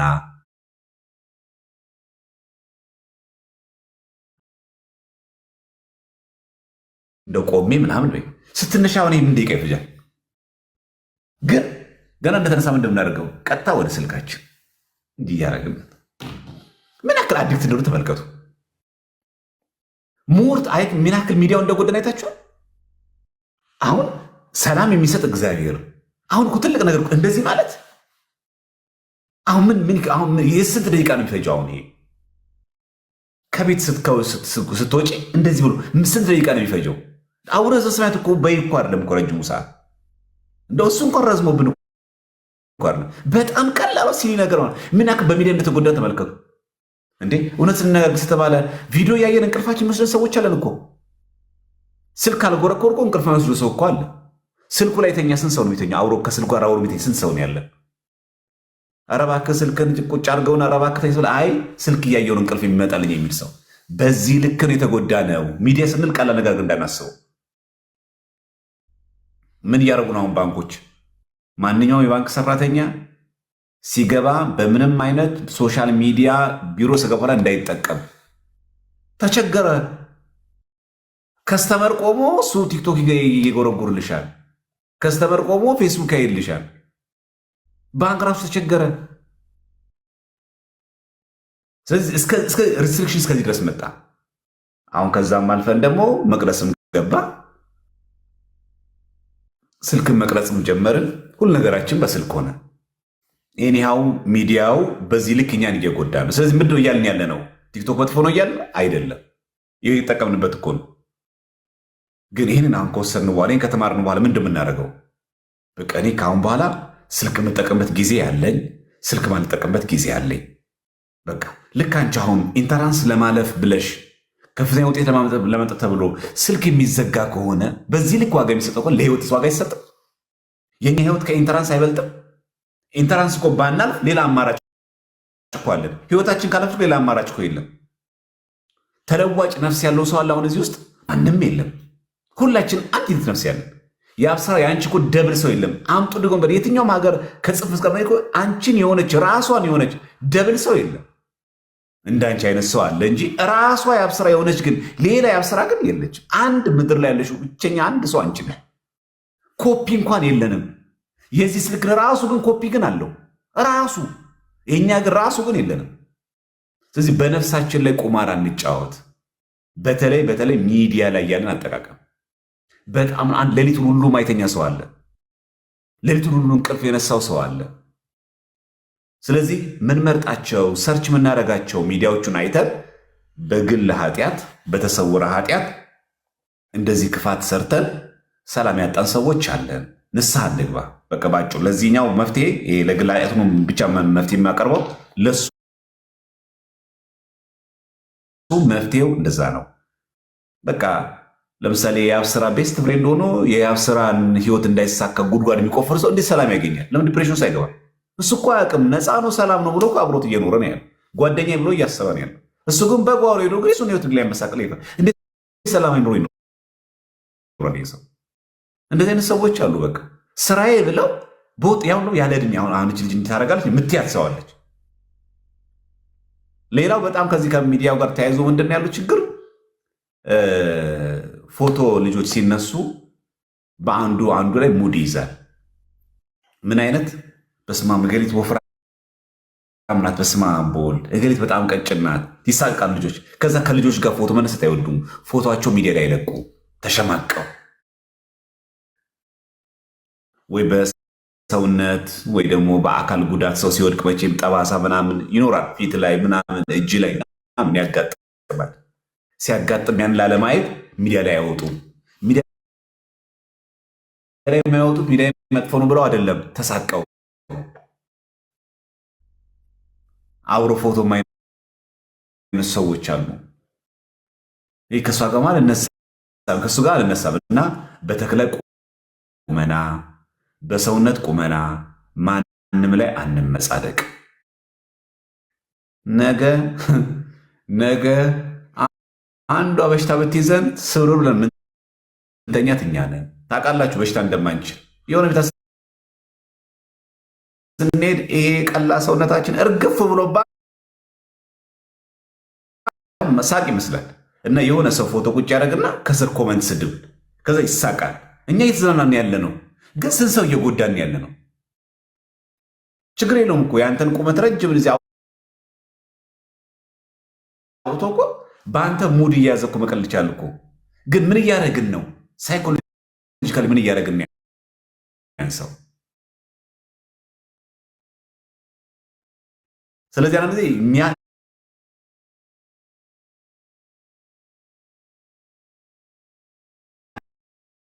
ከፈረንጅ እናያለን እንገለብጠዋለን። እኛ ገጭ እፍረትም የለብንም። ልክ ደግሞ ራሳችን ክሬቲቭ እንዳደረግን ራሳችን ሀሳቡ እንዳመነጨና የምናደርገው ችግር የለብንም። በዚህ ሚዲያው በብዙ መንገድ ሰው አጥፍተዋል። እንግዲህ ያስቡት፣ ይሄንን በፕራንክ የሞተ ሰው አለ ታውቃላችሁ። ልቀልድ ነው ተብሎ ማለት ነው። ስለዚህ ሚዲያ ምን እያደረገን ነው? ይሄ አሁን ያዘናጋናል። ሰዓታችን የጸሎት ይሻማል ብቻ ሳይሆን በዚህ ከሚዲያ በምናየው ፕራንክ ስንት ሰው ጎድተናል። አንድ ይሄ ሌላ የመጨረሻ ማቀርበው በፕራንክ አላግባብ እጮኝነት ውስጥ የገባ ሰው አለ። አላግባብ እጮኝነት ውስጥ የገባ ሰው አለ። ከሆነች ልጅ ጋር ሚዲያ ላይ ይተዋወቃል። ከእሷ ጋር ተገናኘ፣ ስራ እንስራ ተባባሉ፣ ቪዲዮ እንስራ ተባባሉ፣ ተቀራረቡ፣ እርግዝና ተከሰተ። ዝርዝር ጉዳዩን መናገር አልፈልግም። የመጀመሪያ ምክንያት ምንድን ነው? የምትሰራቸው ቪዲዮች ይመቸኛል። እቺ ደግሞ ይመቸኛል የምትለው ቃል መቼ እንደምናጠፋት አላውቅም። እቺ በጣም እውነት እኛን በጣም እያጠፋ የመጣው ነገር ይሄ ነው። በቃ እግሌ በቃ ሳየው ይመቸኛል። በነገራችን ላይ የዴስቶች እምነት ነው ይሄ። ዴስቶች እንደሚሉት እግዚአብሔር ፈጥሮናል ግን ረስቶናል ነው። በጣም የሚገርማችሁ ዴስቶች የሚያምኑት ማለት ነው። እግዚአብሔር ፈጥሮናል ግን ረስቶናል ብሎ ያምናሉ። በጣም የሚገርማችሁ እነዚህ ዴስቶች ማንኛውም ነገር አንተን ከተመቸ አርገው ነው የሚሉት። ዴስቶች መርዳት ከተመቸ አርገው፣ መግደልም ከተመቸ ግደል። አንተ ብቻ እንደተመቸ ማነጻችናል ይመች የምትሏል። አሁን ብዙ ሰው ያው ቴሌግራም ላይ ታችሁ ስንላላክ ራሱ እንዲህ እንላለን። የፈለግነው እኛ በቃ ሰው ኦኬ ለማለት ፈልገን፣ ግን እምነቱ የዴስቶች እምነት ነው። ይመች ማለት ትክክል ነው ስሩ ሌላ ጉዳይ ነው። እሱ መጥፎ ነው ጥሩ ነው ሌላ ጉዳይ ነው። ብቻ ግን አንተን ይመችህ። ዱኢት አስዊ ላይክ ነው በቃ አንተን ብቻ ይመችህ። እኛ ነገር ምንለውን የሆነ ሰው ደውለን የት ነህ ደህና ነህ አለ ቤተክርስቲያን ጓይ እንዴት ነበር? አይ እባክህ የሆነ ቦታ ሆኜ ነው። በቃ ብራዘር ይመችህ። ዴስት እኮ ነን እኛ ምን ኦርቶዶክስ ነን እኛ ዴስት እኮ ነን። አወጣሻት ልጅቷን ከዘፈን አወጣሁን ልጁን ከጫት አላወጣሁም እኮ ያልከው እኮ ይመችህ ነው። ዴስቶች እኮ እንደዛ ነው የሚሉት። ዴስቶች እኮ ይመጸውታሉ። ያጸድቃል ብለው እኮ አይደለም ስለሚመች ሰው የተራበ ስናበላ ደስ ይላል ይመቻል ብለው እንጂ ያጸድቃል ምናምን ብለው አይደለም። አሁን ከአንተ ጋር ሳወራ የሚመቸኝ ከሆነ አወራለሁ። የማወራው ለምንድን ነው? ከአንተ ጋር ሰው ደስ ስለሚለኝ ነው። አንተ ለመጥቀም አይደለም ደስ ስለሚለኝ ነው። አንተን መግደል ደስ ካለኝም አደርገዋለሁ። ብቻ እኔን ይመቸኝ። አይደል? መስፈርቱ ምንድነው? በእኔ መመቸት ላይ የተወሰነ ነው። ክፉ ደግሞ ሌላ ጉዳይ ነው። ለአንተ ግን ደስ የሚያሰኝ ብቻ ይሁን። ስደበውም፣ አንቋሻውም፣ ለግሰውም፣ ደግሞውም ምንም አድርገው ብቻ ግን አንተን ይመችን እና ስቲከሯም ይቺ ናት። ቴሌግራም ላይ ያለችው ስቲከር የዴይስቶች እምነት ናት። ግን ዛሬ የምናደርገዋለን አይታል ቀላል የሚመስል አሁን የሚዲያ ቀላል የሚመስል አጠቃቀም ነው አይደል? አሁን ዴይስ ምን ማን ሰው ያውቃል? ምን ሁላችን ንግግራችንም ይመችህ ነው። ይመችህ የሚል ግን እምነት እንዳለ ግን አናውቅም። አየህ በቆመ አንገት ላይ ክር አለ። ስትመሰክርም ኦርቶዶክስ ነብር ትናገራለህ። የምትኖረው ግን ሪል ላይፍ ግን የዴይስቲዎች ላይፍ ነው። ሁሉን ጓደኞቻችን በዚህ ጨረስ ናቸው። ይመችሽ ይመችህ በቃ ብራዘር። እኛ ለማለት የፈለግነው አላጨናንቅህም በቃ እኔ እንደኔ ብዬ ነበረ ካልፈለግተው ለማለት ፈልገን ነው። እየተከተልን ያለው ግን ይህንን እምነት። ስለዚህ ማድረግ ያለብን ምንድነው? ይመችህ ብለን ሳይሆን የአቡ ትክክለኛ ቦታ ላይ ከሌለ ተወንድሜ ግድ የለም ና ከኔ ጋር እምቢ ብለህ እንኳን ከሆነ በሚቀጥለው ቀን ቁጭ አድርግ ልነግርህ ይገባኛል። እንጂ ይመችህ ከተባለ ግን ስንት ሰው ይጠፋብን? ስንት ሰዎች ይጠፉብን እንዴ? ልጁ ተነስቶ ውስኪ የምንደግፋቸው ኳሶችን ጭምር እነዚህ ዴስቲቪዎችን ጭምር ሁሉ ጨምረን ነው የምናወራው። ስለ ሶሻል ሚዲያ ስናወራ ስለ ጉግል አጠቃቀም ሁሉ ምናየው ይህንን ጭምር አብሮ እያጠፋ ያለ ነገር ስለሆነ ማለት ነው። ይቅርታ ብዙ ሰዓት ወሰድኩባችሁ። በደንብ ድምት አድርገን ሚዲያ እንድናያት ስለፈለግኩ ለዛ ያነሳው ሀሳብ ለሚሰጡ ሰዎች መንደርደሪያ እንዲሆናችሁ ይሄ ነው። እሺ ቀጥል ነው መቀጠል ትችላላችሁ። የቀደመ ማነው? ናቲ ኦር ናቲ ቀርሟል። ያ ናቲ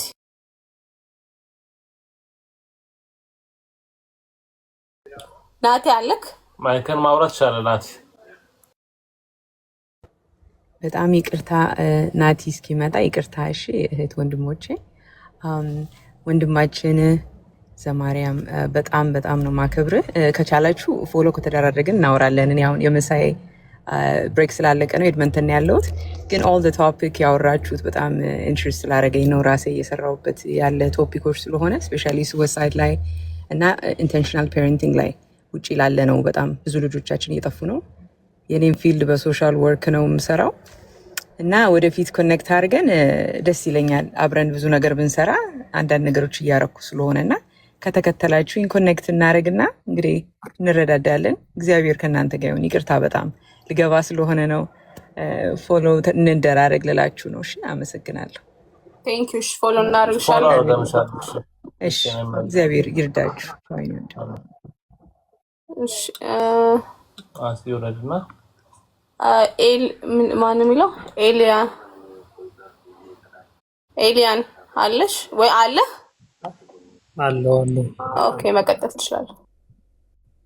እሺ እንዴት ቆያችሁ? እንዴት ናችሁ? መምህር ዲያቆን ዘማርያም እንዴት ናችሁ? ሁላችሁንም ሰላም ብያለሁ። ታችሁም ያላችሁን አሁን የተረሱት ቶፒኮች በጣም ከረንትሊ በጣም በደንብ ሊወራባቸው የሚገቡ ሊኬድባቸው የሚገቡ ቶፒክ ናቸው ብዬ አምናለሁ። እንደው እንደዚህ አይነት ርዕሶች ብዙ አልተለመዱም እና ያዘው ልቀቀው፣ እንደው ዝፈን፣ ሩጥ፣ እንደዛ በል፣ ይሄ እንደዛ አይነት ነው እና መምህራችንም እዚህ በፊትም መምህር ዲያቆን ዘማርያም ቤት ላይ ሲገባ አይታችሁ ከሆነ ከዚህ በፊት ከማን ነበር ኩካ ነው ምናምን የሚባል ልጅ አለ ወጣቶች ላይ እንደዚህ የሚሰራ ልጅ እና እንደውም ከሱ ጋር እንገባለን ብሎ ነበር መምህር ዘማርያም። እንደዚህ አይነት ከረንትሊ አዲክሽን ላይ ያለን ወጣቶች እንደዚህ በተለይ ዮዝ ኤጅ ላይ አሁን ከሶሻል ሚዲያው ላይ የሚመጡ አንዳንድ በጣም አስደንጋጭና አስፈሪ አካሄዶች እንዴት ነው በምን መንገድ ነው መገታት ያለባቸው? ሶሻል ሚዲያ ላይ የሚፖሰቱ ነገሮች የሚለጠፉ ነገሮች እንዴት ነው? ምክንያቱም አብዛኞቻችን ያው አሁን ላይ ከረንትሊ ዮዝ የሚባለው ሳይሆን ኢቨን ፔዳትሪክ የሚባሉት ኤጅ የሚባል ከ5 ዓመት በላይ እዛም በታች አሁን እያየን ነው።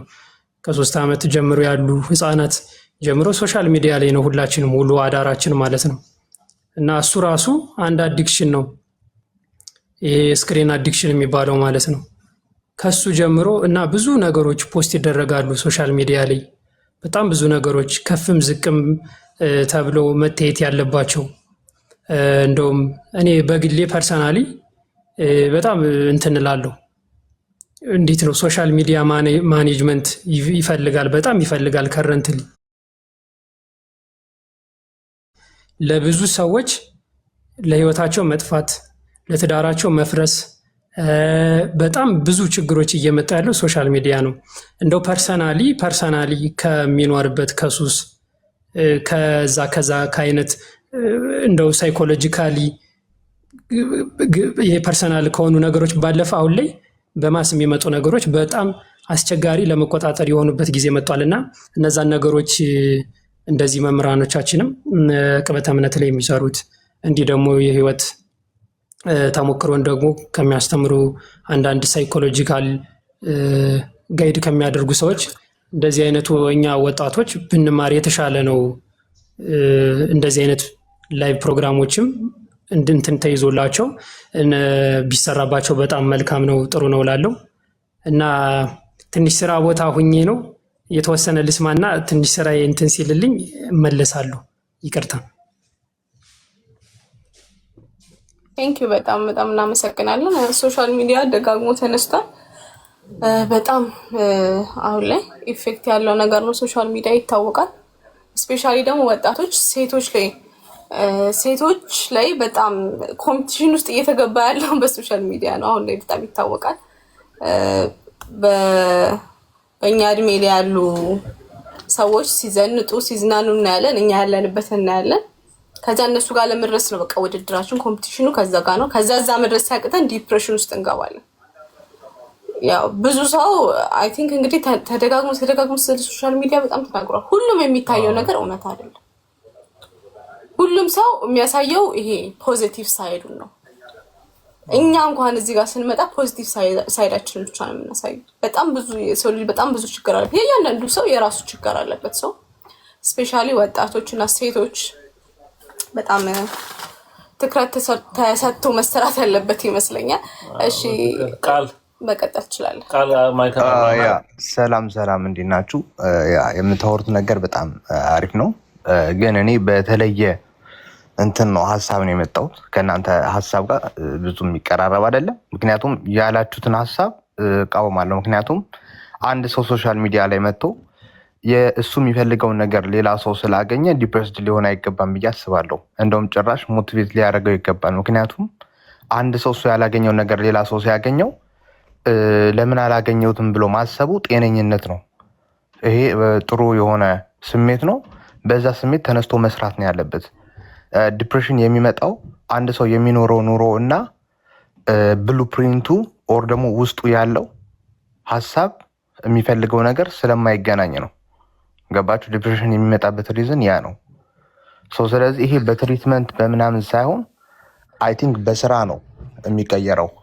ሰው እዚህ ጋር እሱ የማይኖረውን ኑሮ ሶሻል ሚዲያ ላይ ሳይ እንዴት ነው መኖር የምችለው ብሎ ማሰብ ይቀላል ወይስ ለምንድነው እኔ እንደዚህ ያልኖርኩት ብሎ ራስን ራስ ጭንቅላታችንን መጠቀም የምንችለው ወደ ፈለግነው ነው። ገባችሁ? ኔጌቲቭሊ ማሰብ የምንችል ሰው እዚህ ጋር መጥቶ እንደውም ከሱ የተሻለ ከቻለ እዛ ቦታ ላይ መድረስ ካልቻለ ግን የደረሰውን ሰው አፕሪሼት ማድረግ ሲገባ አብዛኛው ሰው የራሱን ህይወት ከሌላ ሰው ጋር ማወዳደሩ ተገቢ ነው። እዚህ ምድር ላይ ሁሉም ነገር በውድድር ነው የሚኖረው። ዲፕሬስድ መሆንም ኖርማል ነው። ምንም ዲፕሬሽን እንደውም በጣም አስፈላጊ ነገር ነው። ዲፕሬሽን ፑሽ ያደርጋል ሰዎች ሲጨነቁ ነው ልክ እንደ ሰውነት ለምሳሌ ሰውነታችን ጥሩ የሆነ የሰውነት ቅርጽ የሚኖረው አንድ አሁን ለምሳሌ አንተ ዲፕሬሽን ውስጥ ገብተህ ታውቃለህ? ሄል ያ በደንብ ጠቅሞሃል? ዲፕሬሽኑ በደንብ ጠቅሞኛል። ኦኬ በምን ተጨንቀህ ታውቃለህ? ፖይንቱ ምንድን ነው? ፐርሰናል ነገር እኔ እንደዚህ ሁኜ እንደዚህ አድርጌ እኔ ፐርሰናል ነገር ማውራት ሳይሆን በቶፒኩ ላይ ና አይዲያ ቢሆን እኮ ነው። ይኸውልህ ምንድነው አሁን ለምሳሌ አሁን አንተ የተለየውን ሀሳብ እኛ እንድንቀበልህ ወይ ደግሞ እኛ ያላየውን እይታ አንተ ስላቀረብከው እኛም ተሳስተንኮን ለማድረግ እንዲያመቸን አንተ በዚህ ጉዳይ ለምሳሌ ተጨንቄ እንደዚህ ዲፕሬሽን ውስጥ ገብቼ ነበረ፣ ይህንን ግን ወደዚህ ነገር ቀየርኩት ብለህ ትምህርት እንዲሆነ ነው። ሀሳባችን ሀሳብን በሀሳብ ነው ለምናሸንፈው፣ እንደዛ ለማድረግ ነው። ኦኬ ያ እንደዛ ከሆነ ጥሩ ሀሳብ ነው ዘማሪያም፣ በጣም ጥሩ ሀሳብ ነው። ግን ምንድነው ኤግዛክትሊ ያልኩበት ፖይንት በደንብ እንዲገባችሁ፣ ለምሳሌ አንድ ሰው ዲፕሬስድ የሚሆነው ነገርኩ። ለምሳሌ ሰው በተለያየ መንገድ ዲፕሬስድ ይሆናል። ኤግዛምፕል ከሆነ የፈለጋችሁት ለምሳሌ አንድ ሰው በሰውነቱ ምክንያት ከሆነ ዲፕሬስድ የሆነው አንድ ሴት ለምሳሌ ሌሎች ሴቶች እዚህ ጋር ጥሩ ለብሰው በጥሩ አቋም ሲሆኑ የምታይ ከሆነ እሷ ያለችበት ብሉፕሪንት ደግሞ እሷ ያለችበት ላይፍ ደግሞ እዛ ቦታ ላይ ካልሆነች ኦቨርዌይት ከሆነች ኦፍኮርስ ትጨነቃለች፣ ዲፕሬስ ትሆናለች። ምክንያቱም ያቺ የምትፈልገውን ሰው እራሷ ሆኖ የምትፈልገውን ሰው ሌላ ሰው ሆኖ አይቷለች። እሷ ግን እዛ ቦታ ላይ አይደለችም። ያ የሚቀየረው እራሷ ላይ በመስራት ነው። ፖይንቱ ምንድን ነው? አንድ ሰው በሰውነቱ በራሱ ባለው ነገር ደስተኛ ካልሆነ ዲፕሬስ ሲሆን ያንን ዲፕሬሽን ወደ ጥሩ መንገድ ያንን ኢነርጂ ወደ ጥሩ መንገድ መቀየር ይቻላል ነው። አንድ ሰው እዚህ ጋር እሱ ድህነት ላይ ከሆነ ስም ቃል ነው። የስ ቃል ምን መሰለ? ልክ ነው። አሁን ለምሳሌ ልጅቷ ኦቨርዌይት ሆነች እንበል፣ ክብደቷ ጨምሮ በጣም ወፈረች እንበል። ሚዲያ ላይ የምታያት ግን ወይ ደግሞ የእሷ ክላስሜት ግን በጣም ቀጭን ናት፣ ወይ ደግሞ ልክ እንደሷ ወፍራም ነበረች እንበል። እሷ ግን ያቺ ጓደኛ በጣም ብዙ ሰርታ ለፍታ ምን ብላ ሰውነት ተስተካከልና የተስተካከለ ቁመና ያዘች። ያችን ልጅ ግን ስፖርት ብትሰራ፣ ጂም ብትገባ፣ አመጋገቧን ብታስተካከል፣ ምንም ብታረግ ሰውነቷ አልለወጥ አላት። ልክ እንደሷ ሞክራ ማለት እሷ የምታደርገውን ሁሉ አድርጋ፣ እቺ ግን ሰውነቷ ሊቀየር አልቻለም። ኦቨርዌይት እንደሆነች ቀጠለች። እቺ ልጅ አሁን ጭንቀቷ በጣም ሲያይል መጨነቋ ስተት ነው። ያው ዘማሪያም አይ ሪስፔክት ዩር አይዲያ። ግን ምንድን ነው እውነታው ምንድን ነው? ዩዥዋል ይሄ ነገር ሀፕን የሚሆነው አንደር 0.01% ነው። 98% የሚሆኑ ኦቨርዌት የሆኑ ሰዎች ጣጸ ኮመን እና ሪዝነብል የሆነ ነገር ነው። ስፖርት የሚሰሩና አመጋገባቸውን ከተቆጣጠሩ ካሉበት ፖዚሽን ካሉበት የሰውነት እንትን ጥሩ የሆነ ደረጃ ላይ ይደርሳሉ። በጣም ሬር ቻንስ ነው የሰው ልጅ አበላሉን ተቆጣጥሮ ሰውነቱን በስትክክል ስፖርት እየሰራ አስፈላጊውን እንቅስቃሴ ካረገ የማይቀንስበት ምክንያት 0.001% ነው። በበሽታ ኦር ደግሞ በጣም ሃይሊ ዩኒክ የሆነ ጄኔቲክስ ካልሆነ በስተቀር ዩዥዋሊ እንደዛ ሀፕን አያደርግም። ያ ኤግዛምፕል ሊሆን አይችልም። ሌትስ ቢ ኦነስት አይደለ? አብዛኛው ሰው የሚወፍርበት ምክንያት ያበላልና የእንቅስቃሴ ጉድለት ነው። ግን አንድን ኤግዛምፕል ልስጣችሁ። ግን የእውነት ሞክራ ስፖርት ሰርታ ሰውነቷ ካልቀነሰ ዲፕሬሽን አትሆንም። ሰው ልጅ ዲፕሬሽን የሚመጣው ባልሰራው ነገር በቁጭትና በጸጸት ነው። አንድ ሰው እድሜ ልኩን ቁጭ ብሎ ሳይሰራ ዝም ብሎ ጊዜውን በማይሆን ነገር ሲያባክን ድሃ ቢሆን አናርገው። ቃል ሀሳብን አከብራለሁ፣ ግን ጀነራላይዝ አናርገው። ማለት ለአንድ ሴት ልጅ ሞክራ ይሄ ካልመጣላት ልትጨነቅ አትችልም ብለህ አትደምድም። በቃ ላትጨነቅ ትችላለች ብለህ ተነጋግረዋል እንጂ አትደምድሙ። ለሁሉም ሰው አታርገው። ወይ የምርምር ሰው ወይ ደግሞ የሪሰርች ሰው ከሆንክ እኔ ባደረግኩት ጥናት ብለህ ጥናቱን አቅርብ። እሱንም ደግሞ ጥናት እንደ ኢትዮጵያ ለምሳሌ አድርገህ ከሆነ በኢትዮጵያ በተገኘው ጥናት እኔ ባገኘሁት ምርምር እንደዚህ ያግኝቻለሁ በል። ምርምር ባላገኘንበት አንተ አሁን በአካባቢ በሰማሁ ነገር ላይ ከሆነ ሪሰርች መሆን አይችልም። ስለዚህ ማለት ያለብን ምንድን ነው? እኔ በግሌ በገጠመኝ ግን እንደዚህ ነገር የለም እንበል እንጂ በጀነራላይዝ ስናደርገው የሁሉም ሰው ሀሳብ አድርገን ልክ አጥንተን የደረስንበት አድርገን ባንናገረው። ስትናገር በቃ የራስን ብቻ እኔ ባየሁት ነገር በዚህ መንገድ ወደ ዲፕሬሽን የምትገባ የለችም ማለት ትችላለህ። በግል ማለት ነው ያገኘው ተረድተኝ ማለት ጀነራላይዝ ካደረግነው ግን ለዛ አሁን እኮ ለምንድን ነው ሰው ገብቶ የጭንቀት ምክንያቶች ተናገሩ ነው? ለምንድን ነው እኛ የምናውቀው የገጠመን ነገር አለ፣ እኛ ማናውቀው ደግሞ ነገር አለ። ለዛን መናገር አለብን። የሪሰርች ሰው ብንሆን ኖሮ ግን ኢትዮጵያ ውስጥ የማደረግኩት ጥናት አብዛኛው ሰው ጭንቀት የሚገባው በዚህ ምክንያት ነው ማለት ሪሰርች አድርጌ ጥናት አድርጌ በተናገርኩት ንግግር ሪሰርች ባላደረግን ጥናት ባላደረግንበት የምንሰማቸው ነገሮች ወስደን የጠቅላላ ሰው ሀሳብ አድርገን አንናገረው። የብዙ ሰው ሀሳብ እንዳይጨፈልቅ ማለት ነው። ተረድታኝ ከሆነ ሀሳብን አከብራለሁ እንደ ግል አንተ ያየኸውን ነገር ስለምትናገር ማለት ነው። ግን ደግሞ የሁሉም ሰው ሀሳብ ይጨፈልናል። ዲያቆን ዘማርያም እንዴት ነው ወንድሜ? እግዚአብሔር ይመስገን ደህና ነኝ። ስለ ሁሉም ነገር ይመስገን። ግን አንድ ጨፈለከው ቃል በጣም ጨፈለከው።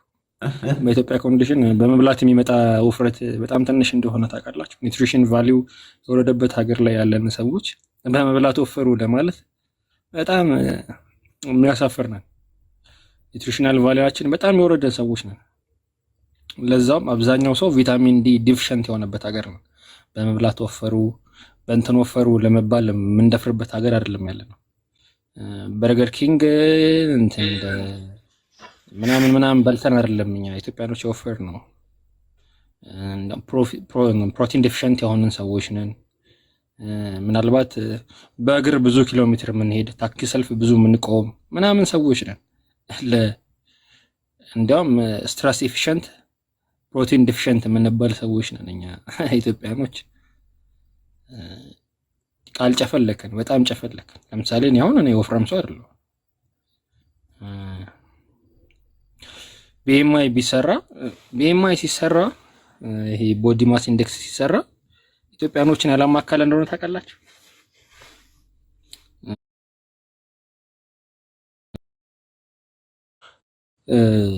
ራሳቸው ኢሮፒያንና እንትኖችን ያማከለ እንጂ አፍሪካኖችን ያማከለ አይደለም ጭራሽ።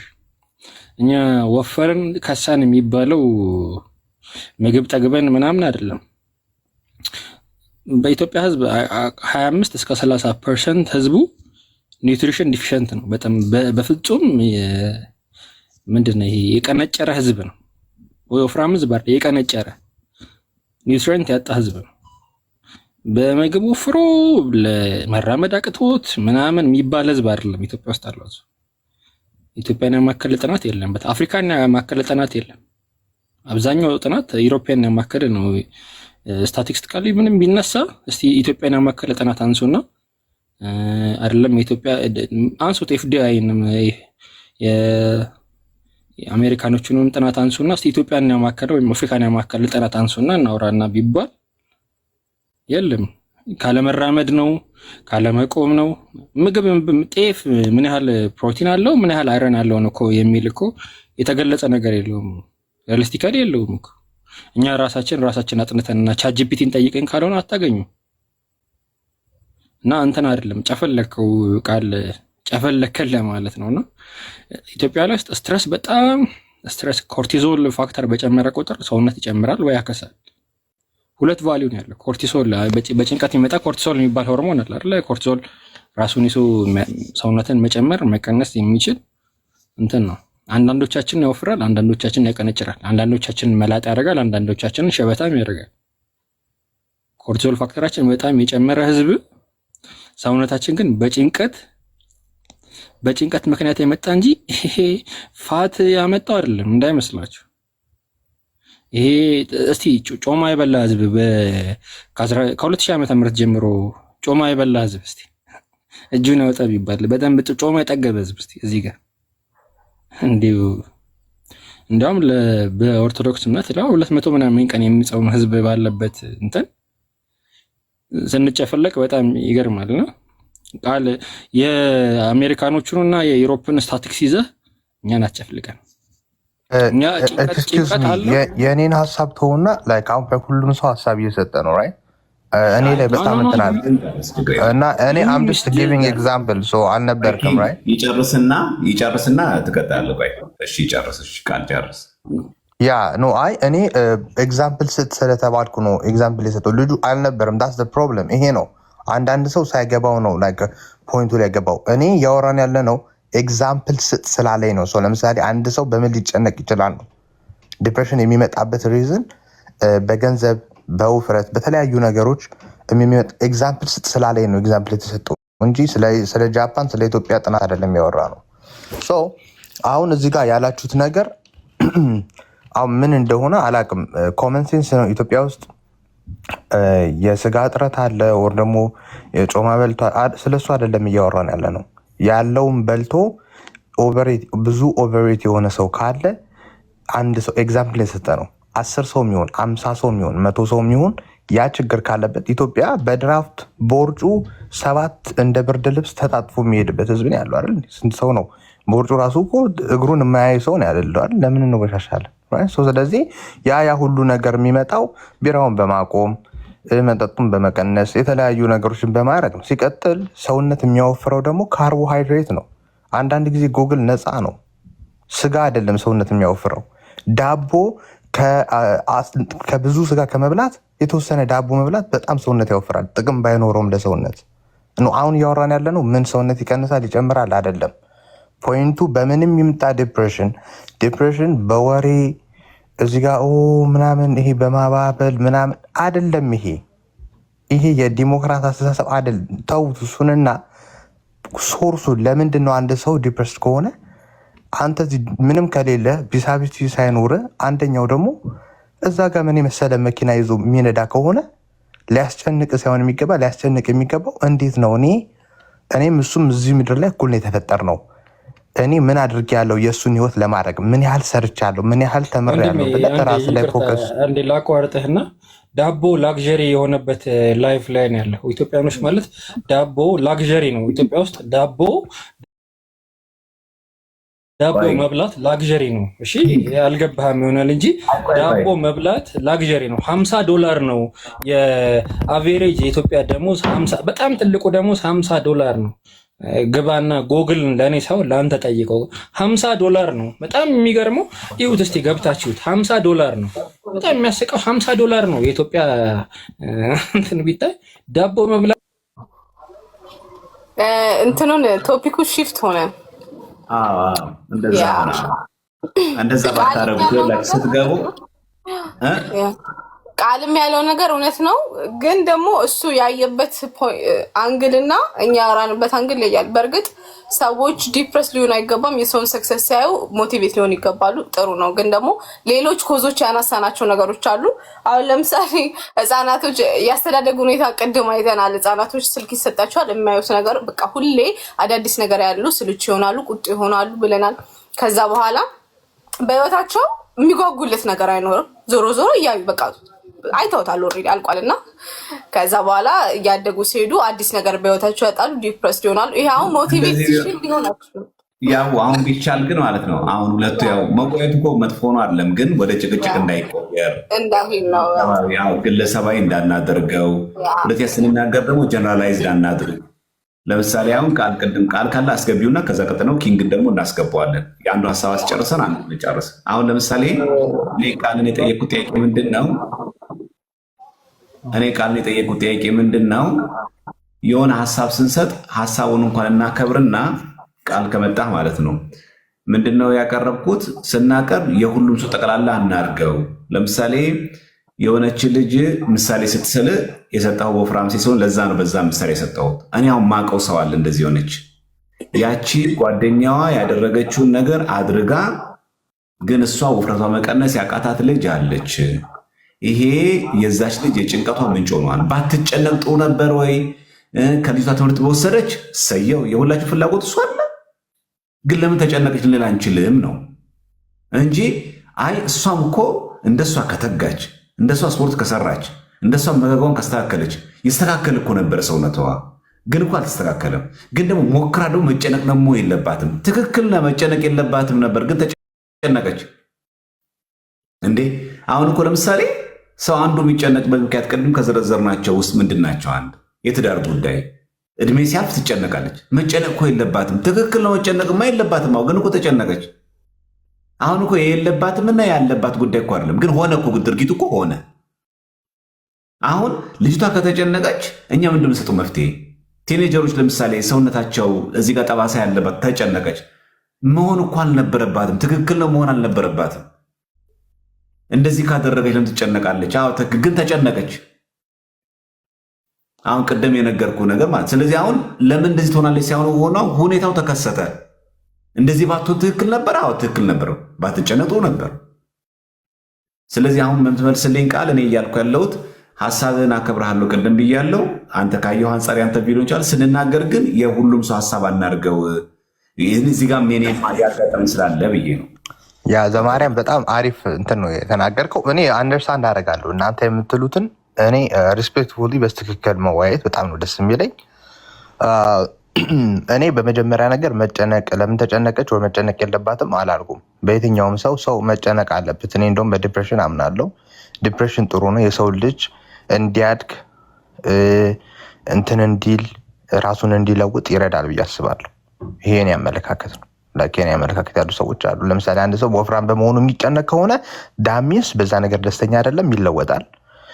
ድህነት ላይ የሚኖር ሰው ሆኖ አይ ድህነት ኩራቴ ነው ዋናው እንትን ነው ምናምን ብሎ ተጎራርቶ ሳይሆን እንዴት ዳሆንኩኝ ብሎ የሚጨነቅ ሰው ከማታ መፍትሄ ላይ ይደርሳል፣ ስራ ይሰራል ብዬ አምናለሁ። እንደው ጭንቀት ጥሩ ነው ብዬ አስባለሁ። የእውነቴን ነው የምላችሁ። የሰው ልጅ ፑሽ ያደርጋል። ያ ነው አንድ ሰው ሲጨነቅ እድገት ይኖረዋል።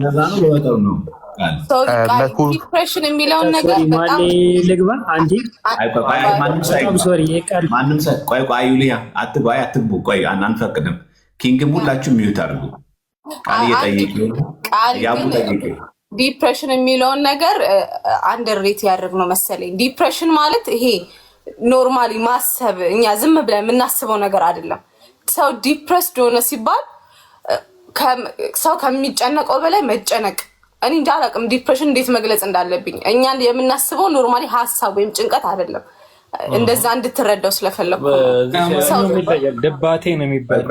አንዴ የዚችን የቃሏን እንትን ብቻ ልንገረው ማለት አሁን እዚህ ሰው አይ ቲንክ 180 ሰው አለ እና ያው እኔ ትክክል ነው ለማለትም ሳይሆን ግን የሆነ ኮመን ሴንስ በትንሹም ቢበዛም ቢያንስም የሆነ እስከሆነ ክላስ ሁላችንም ተምረናልና ቢያንስ ኮመን እንትን ቃል ላይ ተሳስታል ለማለት ሳይሆን ግን ዲፕሬሽን የሚለው ነገር ፖዚቲቭ ወርድ አይደለም በነገራችን ላይ። እና ስትረስ የሚባል አለ፣ አንዛይቲ እና ዲፕሬሽን የሚባሉ 3 ወርዶች አሉ፣ 3 ቃላቶች ማለት ነው።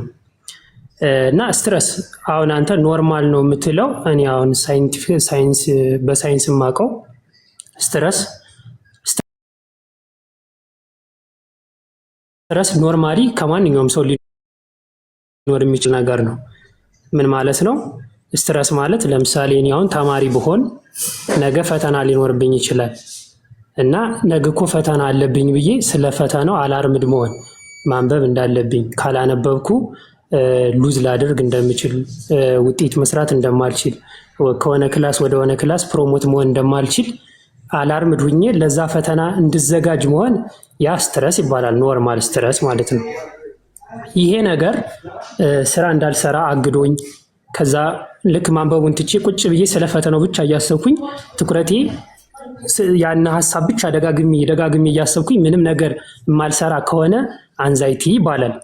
ከዛ ደግሞ ያ አንዛይቲ የሚባለው ነገር መስራትም ምንም ነገር አቁሜ ቶታሊ ማለት ነው ከምንም ነገር ራሴን ሳገል ያ ዲፕሬሽን ይባላል። በጣም ሱፐርላቲቭ ፎርም ማለት ነው። ስለዚህ እነዚህ ኖርማሊ ስትረስ የሚባለው ፖዚቲቭ ነገር ነው። ከሁላችንም ያለ ፊዚዮሎጂካሊ ከኛ ጋር ቅድም ያለው ልጅ ኮርቲሶን ያለው ሆርሞን ያ ሲኖር ሊኖር የሚገባ ነገር ነው እና ዲፕሬሽን የሚለው ነው ወርድ በብዙ ነገር ይገለጻል። እናቶች ከወለዱ በኋላ ዲፕረስድ ይሆናሉ። ልክ ሰው ትኩረት አቴንሽን ሲያጣ ብዙ አይነት ዲፕሬሽን አለ እና ያ ነገር ግን ሁሉም ፖዚቲቭ ነው ማለት አይደለም። ምክንያቱም ሞስትሊ ጥናቶችን አይታችሁ ከሆነ አብዛኛው ሰልፍ ሱሳይድ ወይም ደግሞ ራስን የማጥፋት የመጀመሪያው ምክንያት የዲፕሬሽን የሚባለው ነገር ነው። ሰልፍ ሱሳይድ ማለት ሰው ራሱን ሊያጠፋበት የሚችለው። ስለዚህ ይሄ ዲፕሬሽን የሚባለው ነገር እንደ ቀላል የሚታይ ነገር አይደለም። ለምሳሌ አንድ ሰው ሱስ ይኖርበታል፣ የጫት ሊሆን ይችላል፣ ዋቴቨር ስክሪን የማየት ራሱ ለረጅም ጊዜ ሶሻል ሚዲያ ላይ መቆየት ራሱ እንደዚህ አይነት ሊኖርበት ይችላል። ያንን ነገር ከተቀማና ከዛ ነገር ከራቀ ለምንም ነገር አንሪስፖንሲቭ ሆኖ ዲፕረስድ ሊሆን ይችላል። ከዛ የሆነ ጊዜ ያ ነገር ምን ያደርጓል?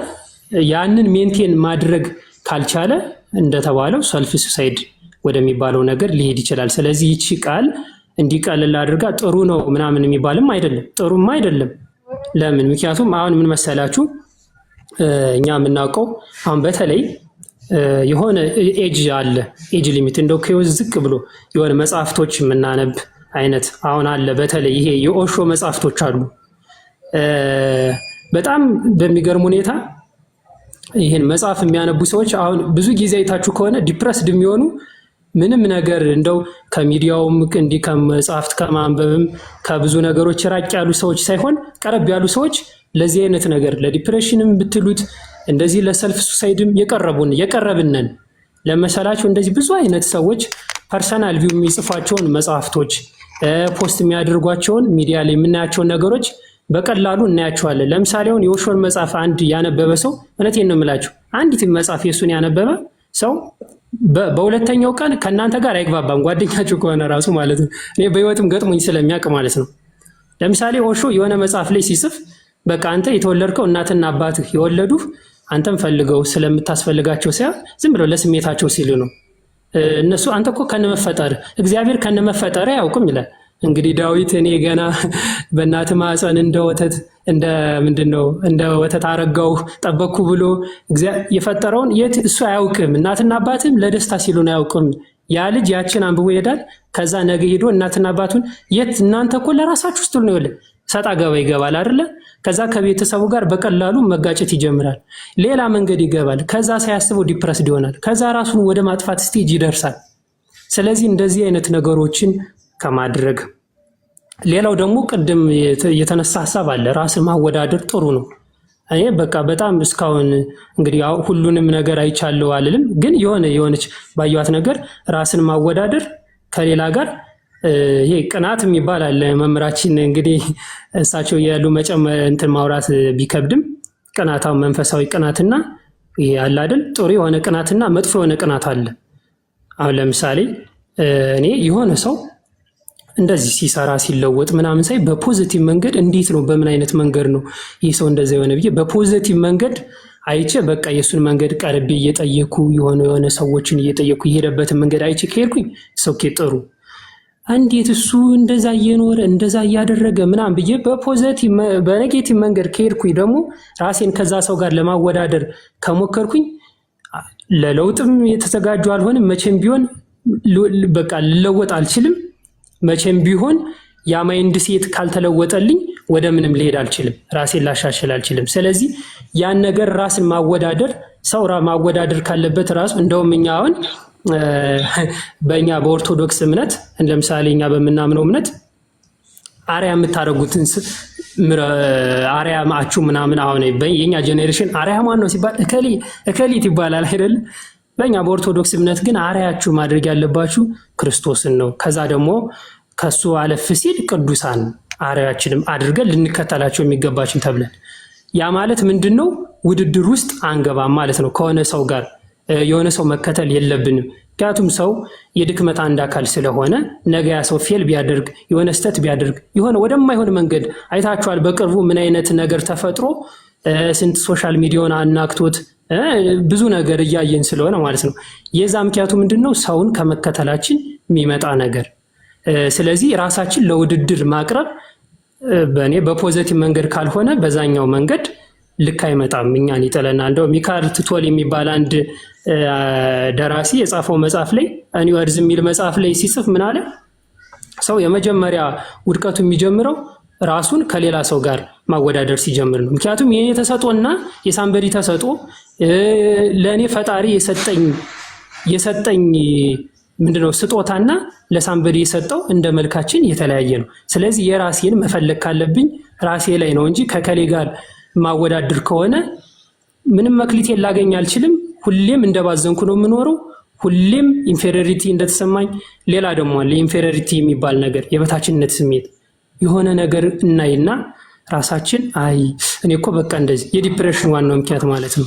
እነዛን ነገሮች ማኔጅ የምናደርግበት መንገድ ነው እንጂ ይሄ ዲፕሬሽን የሚባል ነገር እኔ ፖዚቲቭ እንትን አለው ብዬ አላምንም። እኔ ከልዝ አንጻር አሁን ይሄ በልዝ ውስጥ ያለው ሰው ነኝና እንደዛ ባናደርግ ጥሩ ነው ብዬ አምናለሁ።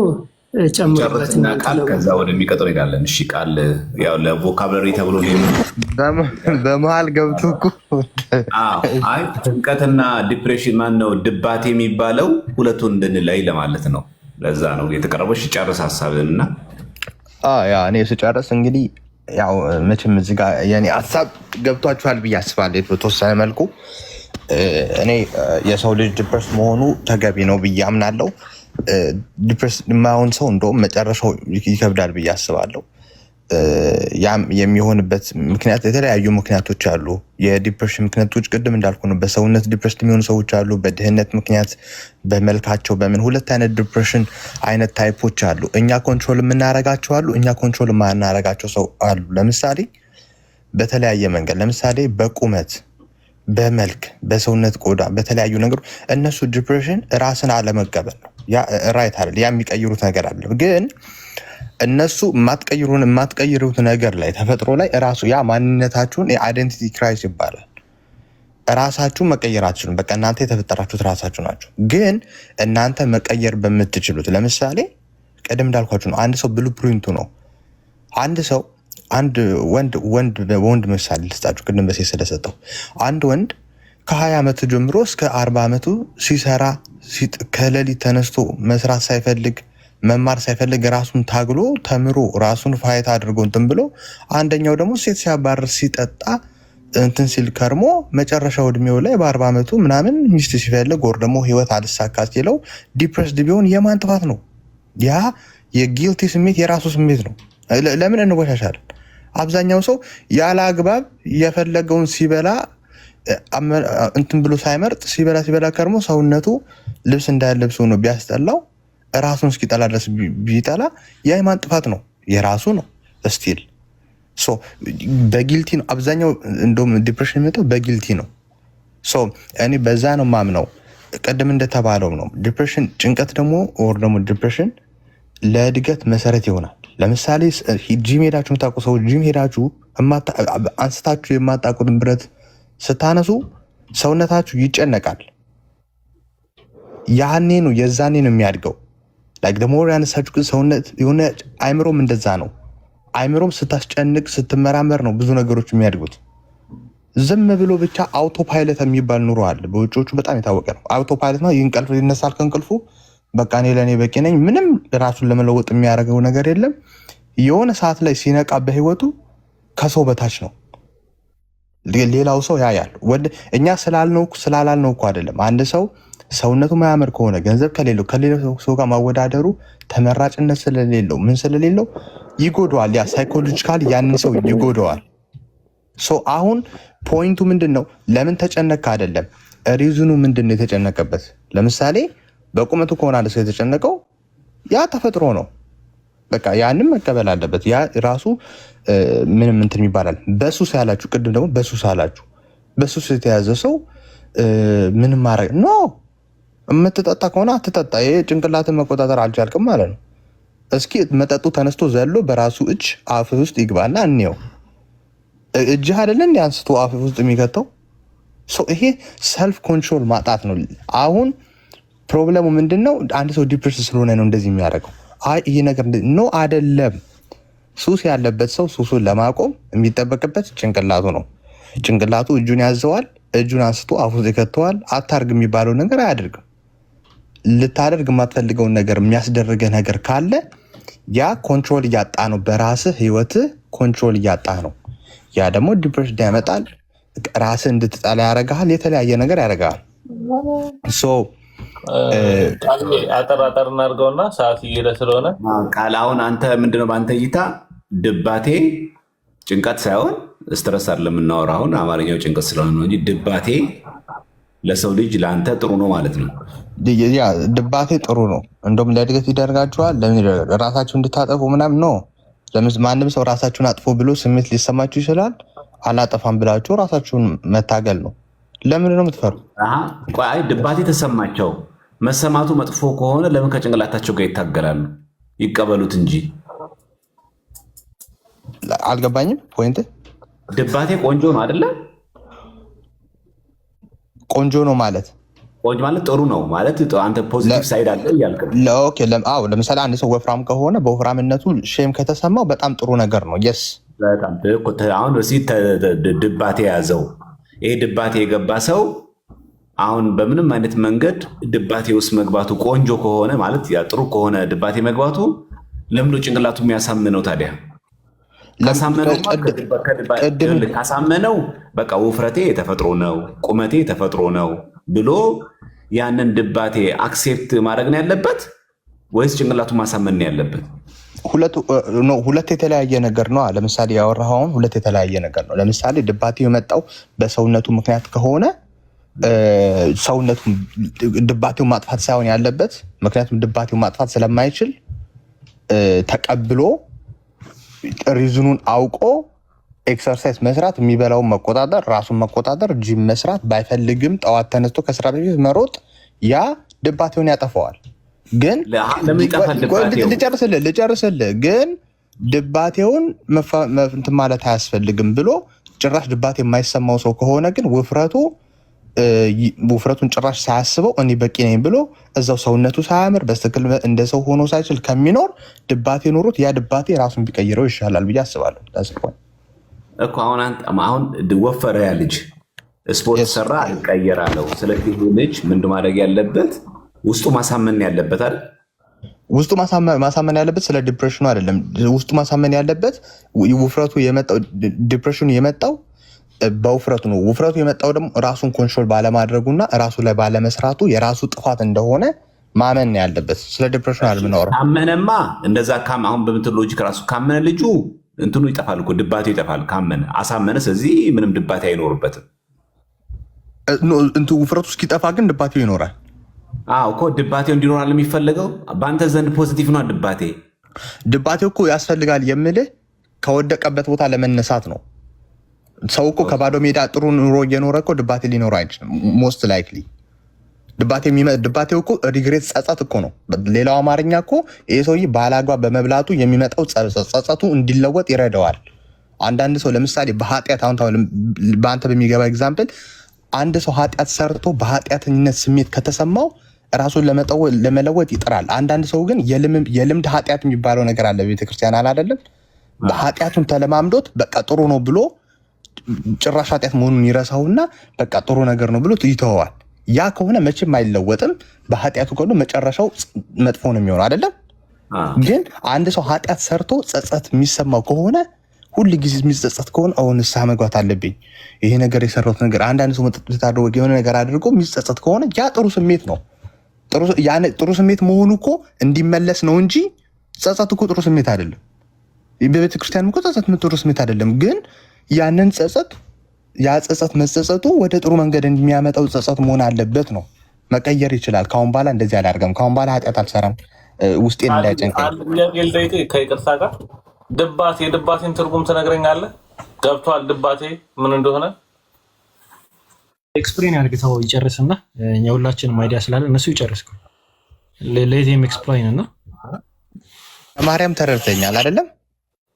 አይ አንተ አሁን ያንተን ሀሳብ እንዴት ረዳሁት? አንተ ድባቴ ጥሩ ነው ብለህ የምታምነው መቼ ነው? በራስ ጥፋት እስከሆነ ድረስ ያ ነገር ለቁጭት ይዳርገዋል፣ በጥሩ ኃይል እንዲነሳ ያደርገዋል። ግን ደግሞ በራስ ምክንያት የማይመጣ ደግሞ ችግር ደግሞ አለ። ድባቴ በራስ ችግር የማይመጣ አለ።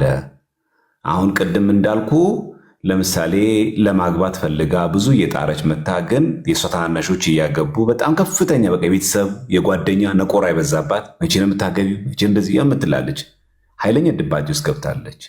አሁን እች ልጅ ሳልፈለገች አይደለም፣ በጣም ብዙ ሞክራለች፣ ግን የእሷ የሚሆን የተዳረገ አላገኘችም። በዚህ እድሜዋ እየሄደ መጣ። አሁን እቺ ድባቴ ላይ የገባችው ልጅ በተፈጥሮ እሷ ፈልጋ ወንዶችን እየሸሸች ብሎክ እያደረገች አይደለም። ተረተኛ ለማለት ይህንን ሴናሪዮ ተረድተዋል። ይህ ሴናሪዮን በጣም ቤስት ሴናሪዮ ነው ያመጣው። አሁን ይሄ ደግሞ ልክ እንደ ቅድሙ ሳይሆን ቀጥታ አይደለም። ለምሳሌ አንድ ወንድ ሚስት ማግባት የሚፈልግ ከሆነ መፈለጉ ብቻ በቂ አይደለም። ለምሳሌ አንድ ወንድ ሚስት እፈልጋለሁ ብሎ የሚያስብ ከሆነ ሚስቶች የሚፈልጉት ምንድነው መስራት ያለብኝ ምን አይነት ላይክ ምንድነው ሴት ለማግኘት የሚያስፈልገኝ ብሎ ያን ነገር ላይ መስራት አለበት። ወይ ቃል እንዳይረዝምብን ማለት ነው። እንደዚህ የምትጨነቅ ሴት የለችም። እድሜዋ በመግፋቱ ምክንያት ወንዶችን ሳታገል ድባቴ ውስጥ የገባች ሴት አለች የለችም? አለች፣ ግን ሞስት ላይክሊ በራሷ ጥፋት ነው ስቲል። እሺ በቃ ይበቃል። እሺ ቃል እሺ አንዴ ቴዲ ቃል በቃ ይበቃናል። እዚህ ሊያንቀጥልና እሺ እሺ ዋይ ኤንድ ዋይ ፋሚሊ እናንተ እንዴት ናችሁ? አላችሁ አይደል? ልጅ አላችሁ እንዴ? ይቅርታ ከባድ ጥያቄ ላይሆን ይችላል። ልጅ አላችሁ? ኦኬ ፒፒዲ ስለሚባል ኮንዲሽን ታውቃለህ? ና አንዴ ተመለስ ና ቃል አንዴ ኖ አይ አይደለም ብዙ ነገር እንትን አድርጓልና አበላሽቷል። አይ ኪንግዬ ይኸውልህ ያንተ ሐሳብ ጨርሰውና ምክንያቱም አይ አታክ ላደርግ አይደለም በመጀመሪያ ደረጃ አንድ ሁለት ሶስት ኮንሰፕት ላስቀምጥና እሱ ላብራራለሁ። በመጀመሪያ ደረጃ ልጅ አላችሁ ያልኩት በአንድ ጥያቄ ነው። ፒፒዲ የሚባል ነገር አለ በሳይንስ በወሊድ ላይ ፖስት ፓርተም ዲፕሬሽን የሚባል ነገር አለ። አንዲት ሴት ከወለደች በኋላ እንደወለደች ማለት ነው እንደወለደች ፒፒዲ የሚባል ኮንዲሽን ሊይዛት ይችላል። በወሊድ ምክንያት ብቻ ከወለደች በኋላ ሰውነቷ ላይ በሚደርሰው ጫና ምክንያት ብቻ በጣም ከፍተኛ ዲፕሬሽን ልትገባ ትችላለች። ደም በማጣት ፈሳሽ በማጣት ምናምን ፈልጋው ነው እንዴ? እሷ በጣም ፈልጋው ልትቀይረው በማችል ኮንዲሽን ነው እንዴ? ወሊድ ነው መቼም ተፈጥሯዊ ነገር ነው። ስትረስ እና ዲፕሬሽን ሁለት የተለያዩ ነገሮች ናቸው። ስትረስ ማለት ለምሳሌ ታክሲ አላገኘውም ዛሬ ደሞዝ ሊቀነስብኝ ይችላል ስገባ እሱ ስትረስ ነው። ዲፕሬሽን የምንለው ኮንሰፕት ግን ወይም ድባቴ የምንለው ኮንዲሽን ኢትዮጵያ ላይ በጣም ኢግኖር ስለሚደረግ እንጂ 40 እስከ 30-40% እስከ 50% ድረስ በዘር እንደሚተላለፍ ታውቃላችሁ። አባትና እናቶቹ የኛ አባትና እናቶቻችን በተለይ ደግሞ በጣም ጭንቀት ላይ ያሉ በጦርነት በምናምን አካባቢ በረሃብ አካባቢ ያደጉ ከሆነ በዘር ላይ ይተላለፋል። በዘር ጄኔቲካሊ ዲፕሬሽን ይተላለፋል። እኛ ያው አባቶቻችን ገረፉን፣ ቀጡን፣ ተቆጡን የሚለውን ብቻ ነው እንጂ የምናውቀው ምን እንደደረሰባቸው ስለማናውቅ እንጂ በዘሩ ላይ ይተላለፋል። ዲፕሬሽን በዘር ይተላለፋል። ዲፕሬሽን በሽታ ነው፣ የአእምሮ በሽታ ነው። WHO ራሱ ያስቀምጧል። የአእምሮ ህመም ነው፣ መታከም የሚችል የአእምሮ ህመም ነው ብሎ መድኃኒት አስቀምጦለታል። ቫሊየም የሚባል መድኃኒት አለበት፣ ፍሎክሶቲን የሚባል መድኃኒት አለው። እኛ ሀገር ላይ ሲመጣ የሀብታም ልጆች በሽታ ሆነ ቁጭ ስላለ እንጂ ዲፕሬሽን በሽታ ነው። እንደ HIV 20 እና 30 ዓመት ሞልቶት ለመቀበል አግሎና መድለል እስኪዘመርለት የምጠብቁ ከሆነ ሶሪ ሲዛት ግን በሽታ ነው። ነገ ልጆቻችሁ ይዟቸው ወይም እኛ የዞን ወይ አካባቢ ያለው ሰው ይዛችሁ እስከታየት የምትፈልግ ከሆነ በሽታ ነው። ወቁት ዛሬ አንኮምፎርታብል ሆኖ በሽታ ነው። በዘር ይተላለፋል። እንደ ስኳር በሽታ እንደ HIV በሽታ ነው፣ ይተላለፋል። እሺ በመጀመሪያ ደረጃ ኢትስ ኖት አሳያለሁ። WHO ሳይት እኔ አስቀምጥልሃለሁ። ሳይቱን ፎሎ አድርገኝ፣ እኔን ፎሎ አድርገኝ ቃልና እኔ እንትን አሳያለሁ፣ ሳይቴሽኑን አሳያለሁ። ሁለተኛ ደረጃ ስትረስ ሌላ ነገር ነው፣ ዲፕሬሽን ሌላ ነገር ነው። ስትረስ ፋክተር ነው፣ ፕሬሸር ነው የሚያመጣው፣ ግፊት ነው፣ ጫና በሚመጣ ነገር ነው። ስትረስ እንደዚህ አልሆንኩም እንደዛ አልሆንኩም በሚል ነው። ዲፕሬሽን ግን ሳድነስ ነው ዋና ፋክተሩ። ሊለውጠው አልችልም፣ በቃ መቆም ነው እኮ ዲፕሬሽን ማለት አላረገውም በሚል በመቆም ነው የሚመጣው። አላረገውም፣ ይሄን መለወጥ አልችልም፣ ይሄን አላረግም ምናምን። ስትረስ ላይ ለውጥ አለ። ለምሳሌ ታክሲ ተሰልፈ ስራ ቦታ ባድረስ ልትጨንቅ ይችላል፣ ያለብህ ይችላል፣ ሊጨንቅ ይችላል ምናምን። ግን ታክሲ ሲመጣ ትቀይረዋለህ። ታክሲ መጣው አይደል ትሄዳለህ ወደ ስራ። ኢፍ ዩ አር ዲፕረስድ ግን ታክሲ ቢመጣ አትሳፈርም፣ ቀውመሃል። በቃ ኦልሬዲ ታክሲ ቢመጣ አትሳፈር፣ አትፈልገውም። አንተም መለወጥም አትፈልግም። ኢንቫይሮንመንታል ቼንጅ አይፈልግም ዲፕሬሽን በፍጹም አይፈልግም። ጨለማ ትንሽ ኮንፈርት ነው የሚፈልገው። እዛ ቦታ ውስጥ መደበቅ ነው የሚፈልገው። በመጀመሪያ ደረጃ ቀጥ ነው የሚለው እና ዲፕሬሽን እንደዚሁ ቀላል እንትን የሚወሰድ ነገር አይደለም። እና እንዲያውም ዲፋይን ሲደረግ ማለት ሎንግ ላስቲንግ ኢልነስ ነው የሚባለው። እና ፐርሲስተንስ ሳድነስ አለው፣ በጣም የሚቆይ ሀዘኔታ አለው፣ የማይገባ ከየት እንደሚመጣ የማታውቀው ህዝነት አለ። ለመኖር ፍላጎትን ታጣለህ። ለመኖር ፍላጎት ያሰጣል ዲፕሬሽን። ስትረስ ግን ለመኖር ፍላጎት ያሰጣል። ጭንቀት እኮ እንዲያውም ጥሩ እኮ ነው። መጨነቅ ጥሩ የሚሆነው ምንድነው? ለመለወጥ ይጠቅማል። ዲፕሬሽን ግን ለመለወጥ አይጠቅምም። ዲፕረስድ የሆነ ሰው አይለወጥም። የተጨነቀ ሰው ግን ይለወጣል። አንድ ዲፕረስድ የሆነ ሰው በፍጹም አይለወጥም። ያን ዲፕረስድ የሆነበትን ቦታ ኮንፈርት ይሰጠዋል።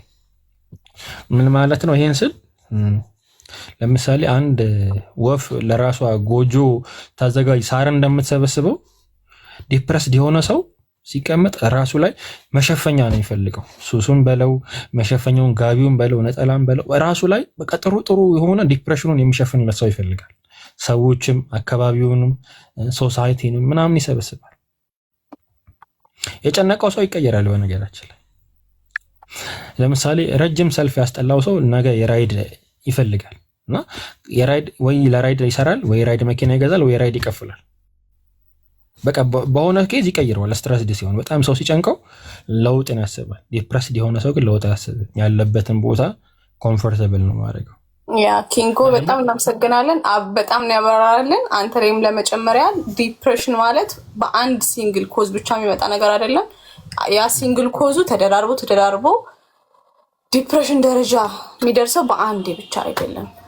ትራውማ እና ፊዚካል ኮንዲሽን ነው ለሚለው ነው ይሄን የተናገርኩትና አይ ኖ አንደርስታንድ በጣም እንትንም ብለናል። ጊዜም ላለመፍጀት ወደ ሌላ ሰው እንሂድና አንድ ወደ ሌላ ሰው ከመሄዳችን በፊት ግን አንድ ነገር ልበልና አንድ ጥቅስ ለመጽሐፍ ቅዱስ ይሄን ስል ግን መፍትሄ የሌለው ነገር አይደለምና የኛ ቤተክርስቲያን ያው በዘማርያም ዲያቆን ዘማርያም አስተማሪያችን መምህራችን መጋቢያችን አለና ፊልጵስዩስ 4:4 ለኛ ለሁላችንም በዚህ የምታልፉ በዚህ ኮንዲሽን ያለፋችሁም የተሻላችሁም በዚህ ነገር አሁንም ያላችሁ ነገር ፊልጵስዩስ 4:4 ለእናንተም ለኔም እመክራለሁ ሁሉ ጊዜ በጌታ ደስ ይበላችሁ፣ ደግሜ እምላለሁ በጌታ ደስ ይበላችሁ ይላልና መፍትሄ ያለው በክርስቶስ ነውና እኔም ክርስቲያን እንደመሆኔ ሁሉ ጊዜ በጌታ ደስ ይበላችሁ። ወንድሞቼ አመሰግናለሁ።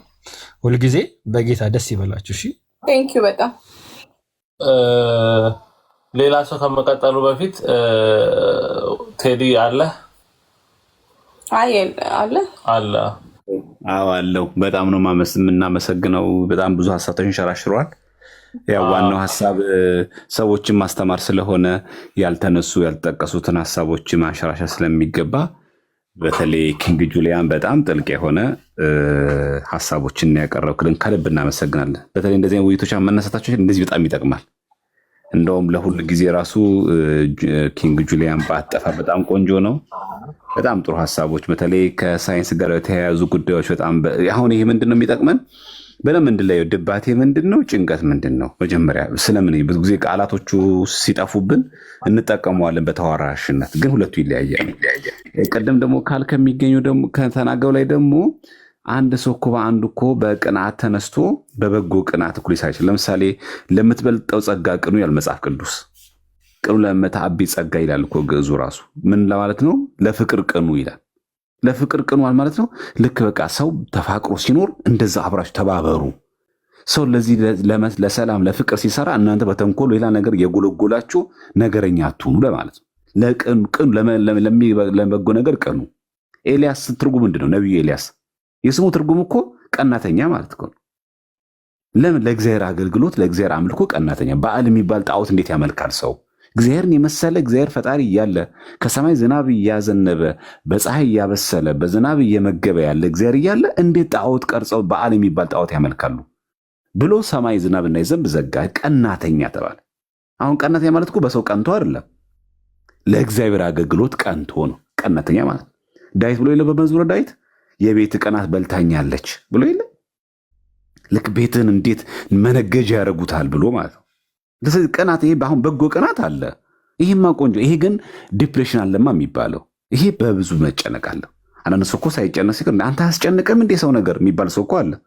ያ ማለት እኮ ጭንቀት አህሙን ማለት እኮ አይደለም፣ ግን አያሳስብህም ወይ ለማለት ነው እንጂ ለሰው ምናወራ የለ አንተ አያስጨንቅም እንዴ ሰው አለ ህፃን ልጅ ነው አትልም እንዴ ሴት ልጅ አትልም እንዴ ምን ሆነ ነው አንተ ይባል የለ። ስለዚህ ለምትበልጠው ለበጎ ነገር መቅናት መጨነቅ ተገቢ ነው። ግን ቤተክርስቲያን የምትከለከለው ጭንቀትም አለ። ጌታችን የተነገረው የሚያስጨንቃችሁን ሁሉ በእርሱ ላይ ጣሉት። የሚያስጨንቃችሁን እኮ ያለ ገና እኮ ዲፕሬሽን ላይ አልገባንም። ምን ማለት ነው? እንዲህ ካልሆነ ብላችሁ ግን በዚህ ልክ ግን አትሆኑ። እዚህ ማሰብ ይገባል። አዎ ስለ አንድ ነገር ትኩረት መስጠት ይገባል። አዎ የሆነ ነገር ሲጎድል ሊያስጨንቅን ይገባል። አዎ ግን ምንድነው ግን በስጋዊ ህይወታችን ግን እንዲህ ካሁን ብለን ግን ልንጨነቅ ግን አይገባም። ኢቭን እንኳን ዲፕሬሽን ቀርቶ ጭንቀት ራሱ በሱ ላይ ጣሉት የተባለው። ስለዚህ ይህንም በደንብ ልናውቅ ይገባል። ግን ደግሞ እንዳልነው ደግሞ በሽታ መሆኑ ማለት ድባቴ በቃ በሽታ ነው። ምንም ወደዛ የሌለው ነገር ድባቴ እልል ያለ በሽታ ነው እንዴ። ስንት ድባቴ ውስጥ ገብቶ እኮ የቆዘመ ሰው እኮ አለ። ኧረ መንገድ ላይ ስንት የሚያወራ ሰው አለ። ምንም ሰው ምክር የማይሰማ ሰው አለ እንዴ። ድባቴ የገባ ሰው እኮ በነገራችን ላይ መጨነቅ ብቻ እንዳይመስላችሁ እኮ ስለ ራሱ እኮ አያስብም፣ ስለ ሰውነቱ ስለምንም እኮ አያስብም። በጣም ከባድ እኮ ነው። የሚያመጣው ደግሞ ክራይስት ደግሞ ራሱን ብቻ ለሚጎዳው ሙሉ ፋሚሊን ሙሉ ጓደኛን በጣም የሚያስጨንቀው እንዴ። እውነተኛ አነጋገር ከተባለን ድባቴ የገባ ሰው ሌሎቹን አያስደብርም እንዴ? ከዘር ከመታለፉ ባሻገር ማለት ነው እንዴ። እገሌ እንደዚህ ውስጥ በመግባቱ የራሱ ተጨነቅ ያሉ የሚል ሰው እኮ አለ። ስለዚህ ጉዳዩ የሆነ ግለሰቡ ላይ ብቻ አይቆምም። ቤተሰብን፣ ጓደኛን፣ ባልንጀራ፣ የስራ ባልደረባን ጭምር ይዞ ገደል ላይ የሚከት ነገር ነው። ስለዚህ ግን የሚያስጨንቀን ነገር ግን ለማን መጣል እንዳለብን መፍትሄ ሀሳብ ላይ ስንመጣ እንነጋገራለን። ለዛሬው ግን በተለይ ኪንግ ጁሊያን በጣም ከልብ እናመሰግናለን። መመሪ አሁን ቴዲዬ ማለት የፈለኩት ይህንን ፕሮግራም በየሳምንቱ ብናደርገው ጥሩ ነው ብዬ አስባለሁ። በጣም ብዙ አይነት አይዲያ እየመጣ ነው። እሱም መጨረሻ ላይ እንግዲህ እንወያይበታለን ብዬ አስባለሁ። መዝሙረ ያሬድ እንኳን በሰላም መጣ፣ መቀጠል ትችላለህ። ከዛ ሌሎቻችሁ ሌላ ገስ አንቀበልም ዛሬ ከዚህ በኋላ በጣም መሸም። ምክንያቱም ኢትዮጵያም እነ መምህር ዘማርያም ነገ ስራ ሊኖራቸው ስለሚችል በጣም እየመሸ ነው። ስለዚህ ወይ ለሚቀጥለው ሳምንት እናዘዋወራለን። የቀራችሁ ሰዎች አሁን እዚህ ገስ ላይ ያላችሁ ሰዎች ብቻ ተቀብለን እንጨርሳለን፣ እንቋጫለን ማለት ነው። እስካሁን የተነሱ ሀሳቦች አሉ ዲፕሬሽን ወይም እና ራስን ማጥፋት ተያይዞ ኮዝ ሊሆኑ የሚችሉ ብዙ አንስተናል። ከዛ የተለያየ ሀሳብ ያለው ሰው ብቻ እንቀበላለን ለዛሬ። ከዛ በኋላ በኔክስት ፕሮግራማችን ላይ መፍትሄው ላይ እንሄድበታለን ማለት ነው። መዝሙር ያሬድ መቀጠል ትችላለህ። እሺ፣ ሰላም ይሁን ለሁላችሁ። የእግዚአብሔር ሰላም ከኔም ከእናንተ ጋር ይሁን ብያለሁ። ዲያቆን ዘማርያምን ተከትዬን የመጣሁት የት ገቡ ደግሞ እሳቸው ብዬ ውሃ ይዤ የነበረ ጸበል ለመርጨት ግን ኦልሬዲ ረጭተውታል ማለት ነው። እንግዲህ መምህር ሁላችሁንም ግን ሰላም ብያለሁ። የእግዚአብሔር ሰላም ከሁላችሁ ጋር ይሁን። እኔ ብዙ ሀሳብ አስተያየት የለኝም። ባልነበርኩበት ባልኖርኩበት ሀሳብ መስጠት በኋላ ላይ ከባድ ነው የሚሆነውና ግን ስደርስበት የሰማሁት ላይ ብቻ ጥቂት ነገር ልናገር። አይ ቲንክ ዲፕሬሽን እና ስትረስፉልነስ ዲፕሬሽን የምንላቸው የተለያዩ ነገሮች ቀላል ነው መፍትሄው። ባይዘወይ መፍትሄው እኔ ቀላል ነው ብዬ ነው የማስበው። እሱ ምን መሰላችሁ? በተለይ በዚህ በዲፕሬሽን እና በጭንቀት ምናምን ለሚጎዱ ወንድምናቶቻችን ነገሮችን አለማካበድ። ስንመክራቸው እያካበድን እየመከርን የተቸገር ነው። ስንመክራቸው እውቀታችንን ነው የምንነግራቸው። እውቀት አይፈልጉም እነሱ። እውቀት አይፈልጉም እነሱ። የሚፈልጉት በእነሱ ልክ ወርደን ልክ ክርስቶስ ያችን ሳምራዊ ሴት ለማስተማር እታች ድረስ ወርዶ በውሃ እንዳስተማራት ማለት ነው። አሁን ችግሩ እየሆነ ያለው ዲፕሬሽን አሞናል፣ ዲፕሬሽን ተጨንቀናል ሲሉ እኛ ደግሞ የእኛን እውቀት የእኛን ይሄን በቃ የማያልቀውን እውቀት እየዛቅን ስንሰጣቸው ስናጥባቸው መጨረሻ ላይ ግን ያው ነው። ስለዚህ እኔ ለብዙ ሰው አይ ቲንክ ሜቶዶሎጂያችንን መቀየር አለብን ብዬ አምናለሁ። በእነሱ ልክ መውረድ አለብን። እንደ ክርስቶስ ጥበበኞች መሆን አለብን ብዬ አምናለሁ። አምላካቸው ኢየሱስ ክርስቶስ ሴቶችን ሲያገኝ ሴቶች በሚውሉበት በሚያውቁት ነገር ያስተምራቸው ነበረ። በጓዳቸው በሊጥ በተለያየ ነገር በዱቄት በእርሾ እያደረገ ያስተምራቸው ነበረ ምሳሌ እየሰጠ። ደግሞ እረኞችን ሲያገኝ ደግሞ በበጎች በፍየሎች በተኩላ እያደረገ ያስተምር ነበረ። እና አይ ቲንክ ትልቅ ቀላሉ መፍትሄ የምለው ለምንድን ነው በእነሱ ደረጃ ከወረድን ብዙዎችን ማውጣት ማዳን ይቻላል ብዬ አምናለሁ። አይ ቲንክ ኔክስት ታይም ላይ ስንገናኝ ሶሉሽናችን መሆን ያለበት የእኛን እውቀት ማፍሰስ፣ በእኛ እውቀት እነሱን ማጠብ ሳይሆን በእነሱ ደረጃ ወርደን እነሱ ማንሳት ያስፈልጋል ብዬ አምናለሁ። ሁለተኛው ደግሞ ጀጅመንታል ሳንሆን ማዳመጥ አለብን። በስመ አብ በወልድ ሳንል ማለት ነው። እንደዚህ ሆንኪ ሲሉ በስመ አብ በወልድ ብለን ማማተብ ከጀመርን አይሆንም። ስለዚህ ጀጅመንታል ሳንሆን ፈራጆች ሳንሆን አቃፊዎች ተሸካሚዎች ሆነን ቅዱስ ጳውሎስ እኛስ የክርስቶስ ልብ አለን ብሏል።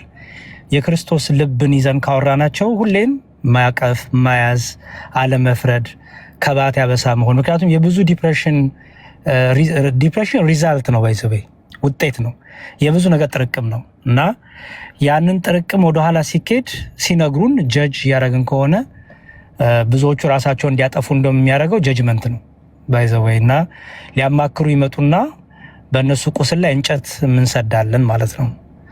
እና አስተውል። ለምሳሌ አንድ የንስሐ አባት ብንል ምሳሌ ነው የምሰጠው። እሺ ከዛ በኋላ አሁን እኔ ዲያቆን ነኝ። እሺ በእኔ ብሰጥ ይሻላል አይገስ ሰው አሁን አንድ የንስሐ ልጅ መጥቶ ዛሬ እኮ በቃ ዘሞትኩ እንዲያው ጨንቆኛል በቃ ቢለኝ በስማም ወልደ አንተ ምንድን ነው እንደዚህ ብዬ ከጀመርኩኝ አይሆንም። አይዞ በርታ ወንድሜ ድካም እያልኩኝ ግን ድካሙን ለመቀበል ለማገዝ ከሆነ ግን ያንን ሰው አድነዋለሁ አተርፈዋለሁ። እና ብዙ ዲስከሽኖች ይደረጋሉ። ዲፕሬሽን በዚህ ወጥቶ ዲፕሬሽን በዚህ ገብቶ በጣም ብዙ ዲስከሽን ይደረጋሉ እዚህ ቲክታክ ላይ። እናንተ የመጀመሪያ አይደላችሁም እኔ ሲያጋጥመኝ። ግን ብዙ ጊዜ መፍትሄውን ሳየው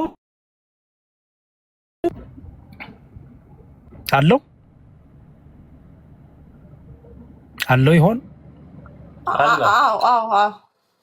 ኦኬ ስልክ ተደውሎብኝ ይቅርታ። እና ብዙ ጊዜ መፍትሄውን ሳየው እኔ ብዙዎቹ እውቀታቸውን ነው የሚያወሩት ነው እነሱ የተሻለ ነገር ላይ ስላሉ በዛ በዲፕሬሽን ስሜት ስላላለፉ አንደርስታንድ አያረጉትም። እነዛ በዲፕሬሽን ውስጥ ዲፕሬስድ በሆኑ ሰዎች ጫማ ውስጥ ገብተው አያወሩም። ዳር በሆነ መልኩ ስለሚያወሩ ዲፕሬስድ የሆኑ ሰዎችም መፍትሄ የሚያገኙ ስላልመሰላቸው የዲስከሽኑ አካል አይሆኑ እና አይ ቲንክ በዛ ልኩ በደንብ ወርደን እነሱንም አካተን ሪል ላይፎችን እያነሳን ቢወራ ነው የሚሻለው። እንደዛ ሲሆን ለውጥ ይመጣል ብዬ አምናለሁ። ማጠቃለያ ግን ምንድነው? በጌታ ደስ ይበላችሁ፣ ሁሌም በጌታ ደስ ይበላችሁ። የመጽሐፍ ቅዱሱ እንደ ክርስቶስ ለዲፕሬሽን ሐኪም የለም። እንደ ክርስቶስ አምላካችን መድኃኒታችን እንደሱ አጽናኝ፣ አበርታች፣ ደስተኛ የሚያደርግ ፍጹም ሰላም እኔ ፍጹም ሰላም እሰጣችኋለሁ ነው ጌታ። ፍጹም ሰላም የሚባለው ባይዘዌ ፍጹም ሰላም ነው፣ በቃ ምንም ዴፊኒሽን የለውም። እና በጌታ ሁላችንም ደስ ይበለን። በዚህ ሰዓት በጭንቀት በጨለማ ውስጥ ያላችሁ ወንድምናቶቻችን የምትሰሙን አይዟችሁ፣ በርቱልን፣ ጠንክሩልን።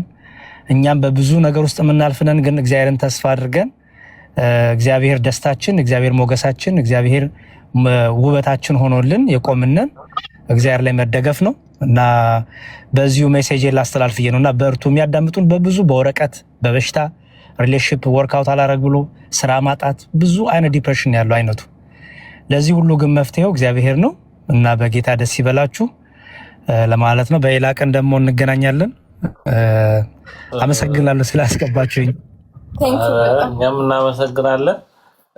ቴዲዬ የምትጨምረው ነገር ካለ ወንድም አለም በለንና የቀሩትን ሀሳቦች አንድ ነገር ልበል። ይቅርታ አንድ ነገር ብቻ ተናግሬ ልውጣ። ይቅርታ። መዝሙሬ ያሬዶ እንግዲህ እግዚአብሔር ያክብርልኝ፣ እግዚአብሔር ቃሎት ያሰማል።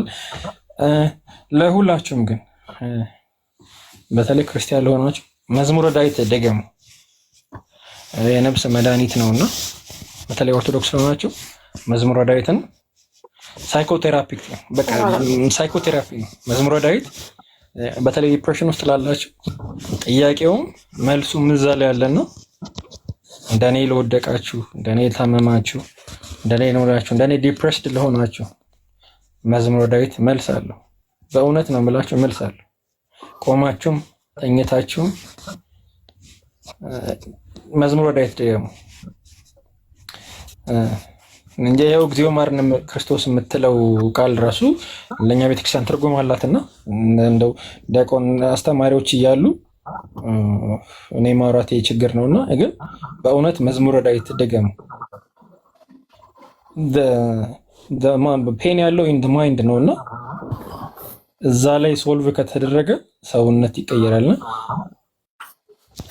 መዝሙረ ዳዊት ደገሙ። በእውነት ይቅርታ። ሻምሶ ሶሪ ቱ ሴ። እሺ ሰላም ደሩልኝ። ይቅርታ ቴዲ በጣም ግሩም የተቀደሰ ሀሳብ እኮ ነው የዳዊት መዝሙር። በነገራችን ላይ ልክ እንደ ውዳሴ ማርያም አለው። ዲያቆን መዝሙር እንኳን ደህና መጣህልን፣ ቃሎት ያሰማልን። የዳዊት መዝሙር ልክ እንደ ውዳሴ ማርያም ከሰኞ እስከ እሑድ ድረስ አለው። ስንቶቻችን እንደምናውቅ አላቅም እንጂ ኤኒሃው ርዕሳችን ሳልሆነ ነው እንጂ ዛሬ ሌላ ጊዜ እናነሳዋለን። ስለዚህ መዝሙረ ዳዊትን መድገም የጠዋት የማታ በቃ አንድ ሰው ቢያንስ አትሊስት ፍትሐ ነገሥት እንደተጻፈው ጠዋት ሲነሳ መጸለይ ባይችል በጣም አጣዳፊ ነገር ቢገጥመው መዝሙር 62ን ማታ ሲተኛ ደግሞ መዝሙር 140ን አንድ ምዕራፍ እኮ ናት። መዝሙር ምዕራፍ 140 እንዴት አጭር እንደሆነች 5 ደቂቃ አትቆዩ፣ 3 ደቂቃ አትቆዩ። መዝሙር 140 ማታ ሰው ሲተኛ እንደው በቃ መጸለይ ከበደኝ ቢል ቢያቅተው ጠዋት ሲነሳ ደግሞ መዝሙር 62ን ምዕራፍ 62 አንድ ምዕራፍ እኮ ናት። ቢያንስ አትሊስት ነው እንጂ የሰኞ መዝሙረ ዳዊት ለምሳሌ ከምዕራፍ 1 እስከ ምዕራፍ 30 ነው። ከ1 እስከ 10 ከ11 እስከ 20 ከ21 እስከ 30 10 10 10 ሶስቴ ማለት ነው። አንዱ 10 አንድ ንጉስ ይባላል። አንድ 10 አንድ ንጉስ ይባላል። ስለዚህ ዳዊት መዝሙር የሰኞ ለምሳሌ ከምዕራፍ 1 እስከ ምዕራፍ 30 ነው። ስለዚህ ቢያንስ ከቻለ አንድ ንጉስ ያ ማለት ከ1 እስከ 10 ወይ ደግሞ ከ11 እስከ 20 ወይ ደግሞ ከ21 እስከ 30 ይሄ ሰኞ ነው። ማክሰኞ ደግሞ የዛሬ ማለት ነው ከ31 እስከ 60 ከ31 እስከ 40 ከ41 እስከ 50 ከ51 እስከ 60 ምዕራፍ ያለው ማለት ነው። እነዚህ ሁሉ መጸለይ ከቻለ ማክሰኞ ጥሩ፣ ካልቻለ ግን ቢያንስ አንድ ንጉስ ያ ማለት 10 10 ምዕራፍ ነው። እንደዚህ አይነት ጸሎቶችን ብንጸልይ የዳዊት መዝሙር ስፍቱ መድኃኒት ነው። በነገራችን ላይ አባቶቻችን በዝርዝር ማይነግሩን እንዳንሰንፍ ብለው ነው እንጂ እያንዳንዱ የዳዊት መዝሙር አንዳንድ ግዳጅ ትፈጽማለች። ዝሙት መንፈስ ያለበት፣ ወሬ መንፈስ ያለበት፣ ዘረኝነት መንፈስ፣ የሁሉም ኃጢአት መንቀያ ፍቱ መድኃኒት ያለው መዝሙረ ዳዊት ላይ ነው። ለያነ ግን አይነገርም። አሁን ለምሳሌ ከዝሙት ለመጠበቅ ከፈለክ መዝሙር 34 አንብቦ ካልከው ሁሉም ሰው የሚያነባት ያቺ 34 ነው። 33ን አያነብም፣ 35ን አያነብም። የኛ ሰው ችግር አለብን አይደል? እንደዛ ነው የምናነበው። ስለዚህ ምን ትላለች ቤት አትነግርህም። ሙሉን አንብብ፣ በቃ አለቀ። ጸልይ። ብዙ ማታውቀው ነገር አለ። ለምሳሌ ወሬ ሱስ ያለበት ሰው እኮ አለ። ፍቱኑ መድኃኒቱ ዳዊትን መድገም ነው። ዲፕሬሽን ፍቱ መድኃኒቱ የዳዊት መዝሙር መድገም ነው። ውዳሴ ማርያም መጸለይ ነውና አሁን ኪንግ የተናገረው ነገር እንደ ቀላል ነገር እንዳናስበው። ዳዊት መዝሙር ትልቅ ስንቅ ነው። እውነት ዳዊትን ደግማችሁ ጸልያችሁ ውጡ። አማርኛው አለ አይደል? ምን ችግር መጽሐፍ ቅዱስ ላይ እኮ ያለው እኮ ነው ዳዊት መዝሙር 50 ምዕራፍ አይደል ያለው? በቃ በእኛ በሰኞ እንደዚህ መድገም ነው። አሁን ነገ ሮብ ነው። የሮብ ደግሞ 20 ነው። አሁን ዛሬ ከ31 እስከ 60 ላይ ያልኳችሁ ነገ አሁን ሮብ ከ61 እስከ 70 ከ71 እስከ 80 20 ማለት ነው። ከ61 እስከ ስንት እስከ 70 10 አይደል? ከ71 እስከ 80 10 ስንት ሆነ? 20። ስለዚህ የሮብ ውዳሴ ማን ነው የዳዊት መዝሙር 20 ናት። ሁለት ንጉስ ማለት ነው። 10 10 ሲሆን ሁለት ንጉስ ቅድም ያልኳችሁና እንደዚህ አይነት መጸለይና ጸሎት እንልመድ። ኤኒሃው በኋላ ላይ ስንመጣ ማጠቃለያ ስለምንሰጥ ማጠቃለያ በደንብ አድርገን መፍትሄ ሀሳቦችን እናቀርባለን። ዛሬ ርዕሳችን የነበረው ለመዝሙር ሳንነግረው ስለገባን ነው። ዛሬ ርዕሳችን የነበረው ድባቴ፣ ዲፕሬሽን እና ራስን ማጥፋት። አሁን በዓለማችንም ከኢትዮጵያም ወጥተው በተለያየ ሀገር ኢቭን አሜሪካ የሚኖሩ ልጆች ብዙ ልጆች ወደ ሱስ ገብተው ከዛም ወደ ዲፕሬሽን ከዛም አልፎ ራስን ወደ ማጥፋት መጥተዋል። ይሄ ራስ መጥፋት በጣም የተጠናወተ እየበዛ መጣ። ከፎቅ ላይ ወረወረ፣ ታንቆ ሞተ፣ መርጠጣ ሞተች። በጣም የተነገረ። አሁን ብዙዎቻችን ደግሞ የዘመትንበት ደግሞ ዕቅበተ እምነት እውቀት ላይ ብቻ ሆነ። ብዙ ልጆችን እያጣን ያለ ነው። ኢቭን የእኛን ዕቅበተ እምነት የሚካተል ስንት ዲፕሬሽን ውስጥ የገባ ሰው አለ። ስንት ብዙ ጭንቀት ያለበት ብዙ ድባቴ ያለበት ሰው አለ። ግን ለስሙ የመዝሙር ክፍል አገልጋይ ነው፣ ዘማሪ ነው፣ ሰባኪ ነው። ሪል ላይፉ ግን ድባቴ ያለበት። ይህንን በሽታ ምንድነው ፍቱ መድኃኒቱ? ከሕክምና አንጻር ከቤተክርስቲያን ትምህርት አንጻር ምንድነው ብሎ መፍትሄ ከመስጠት በፊት መጀመሪያ የገጠመን ድባቴ ምንጮቹ ምንድናቸው ብለን ሰዎችን ገስት ላይ እያስገባን እየጠየቅን ነበር። ከዛ ሰብሰብ አድርገን መጀመሪያ ችግሩን ከለየን፣ ምክንያቱም ችግሩን ማወቅ የመፍትሄው ግማሽ አካል ስለሆነ ከዛ ደግሞ ወደ መፍትሄ ሀሳብ ደግሞ እንመጣለን። መጀመሪያ ግን ድባቴ አለ ወይስ የለም? የድባቴ ምንጮቹ ምንድን ናቸው? ለዛ ነው ቅድም የተወሰኑ እህቶች ገብተው አሜሪካ ላይ የገጠማቸውን የድባቴ ምንጮች ናቸው ብሎ ያሰቧቸውን ሀሳቦች እያነሳን እየተነጋገርን ነበረ። ይሄ ነው ርዕሳችን። አላለቀም፣ ገና ነው። በጣም ብዙ ሰው ያወያያል። ብዙ የሕክምና ባለሙያዎች፣ ብዙ የሃይማኖት አባቶች ገብተው እዚህ ሀሳብ መንገር አለብን። በደንብ አግተን ዲቴል ማውራት አለብን። ችግሩ አለ፣ ችግሩ እኮ አለ፣ ምንም ጥያቄ የለውም። ያለውን ችግር ደግሞ እንቅረፈው። ምናልባት በዚህ ውይይታችን ሁለታችሁም የአብስራ ናችሁ፣ ደግነቱ ስማችሁ ብዙ ሰው ማዳን እንችላለን። ይህን ውይይት ከሰማው በኋላ መፍትሄ እንዳለው ተረዳው የሚል ሰው ካገኘ ራሱ ቀላል ነገር አይደለም።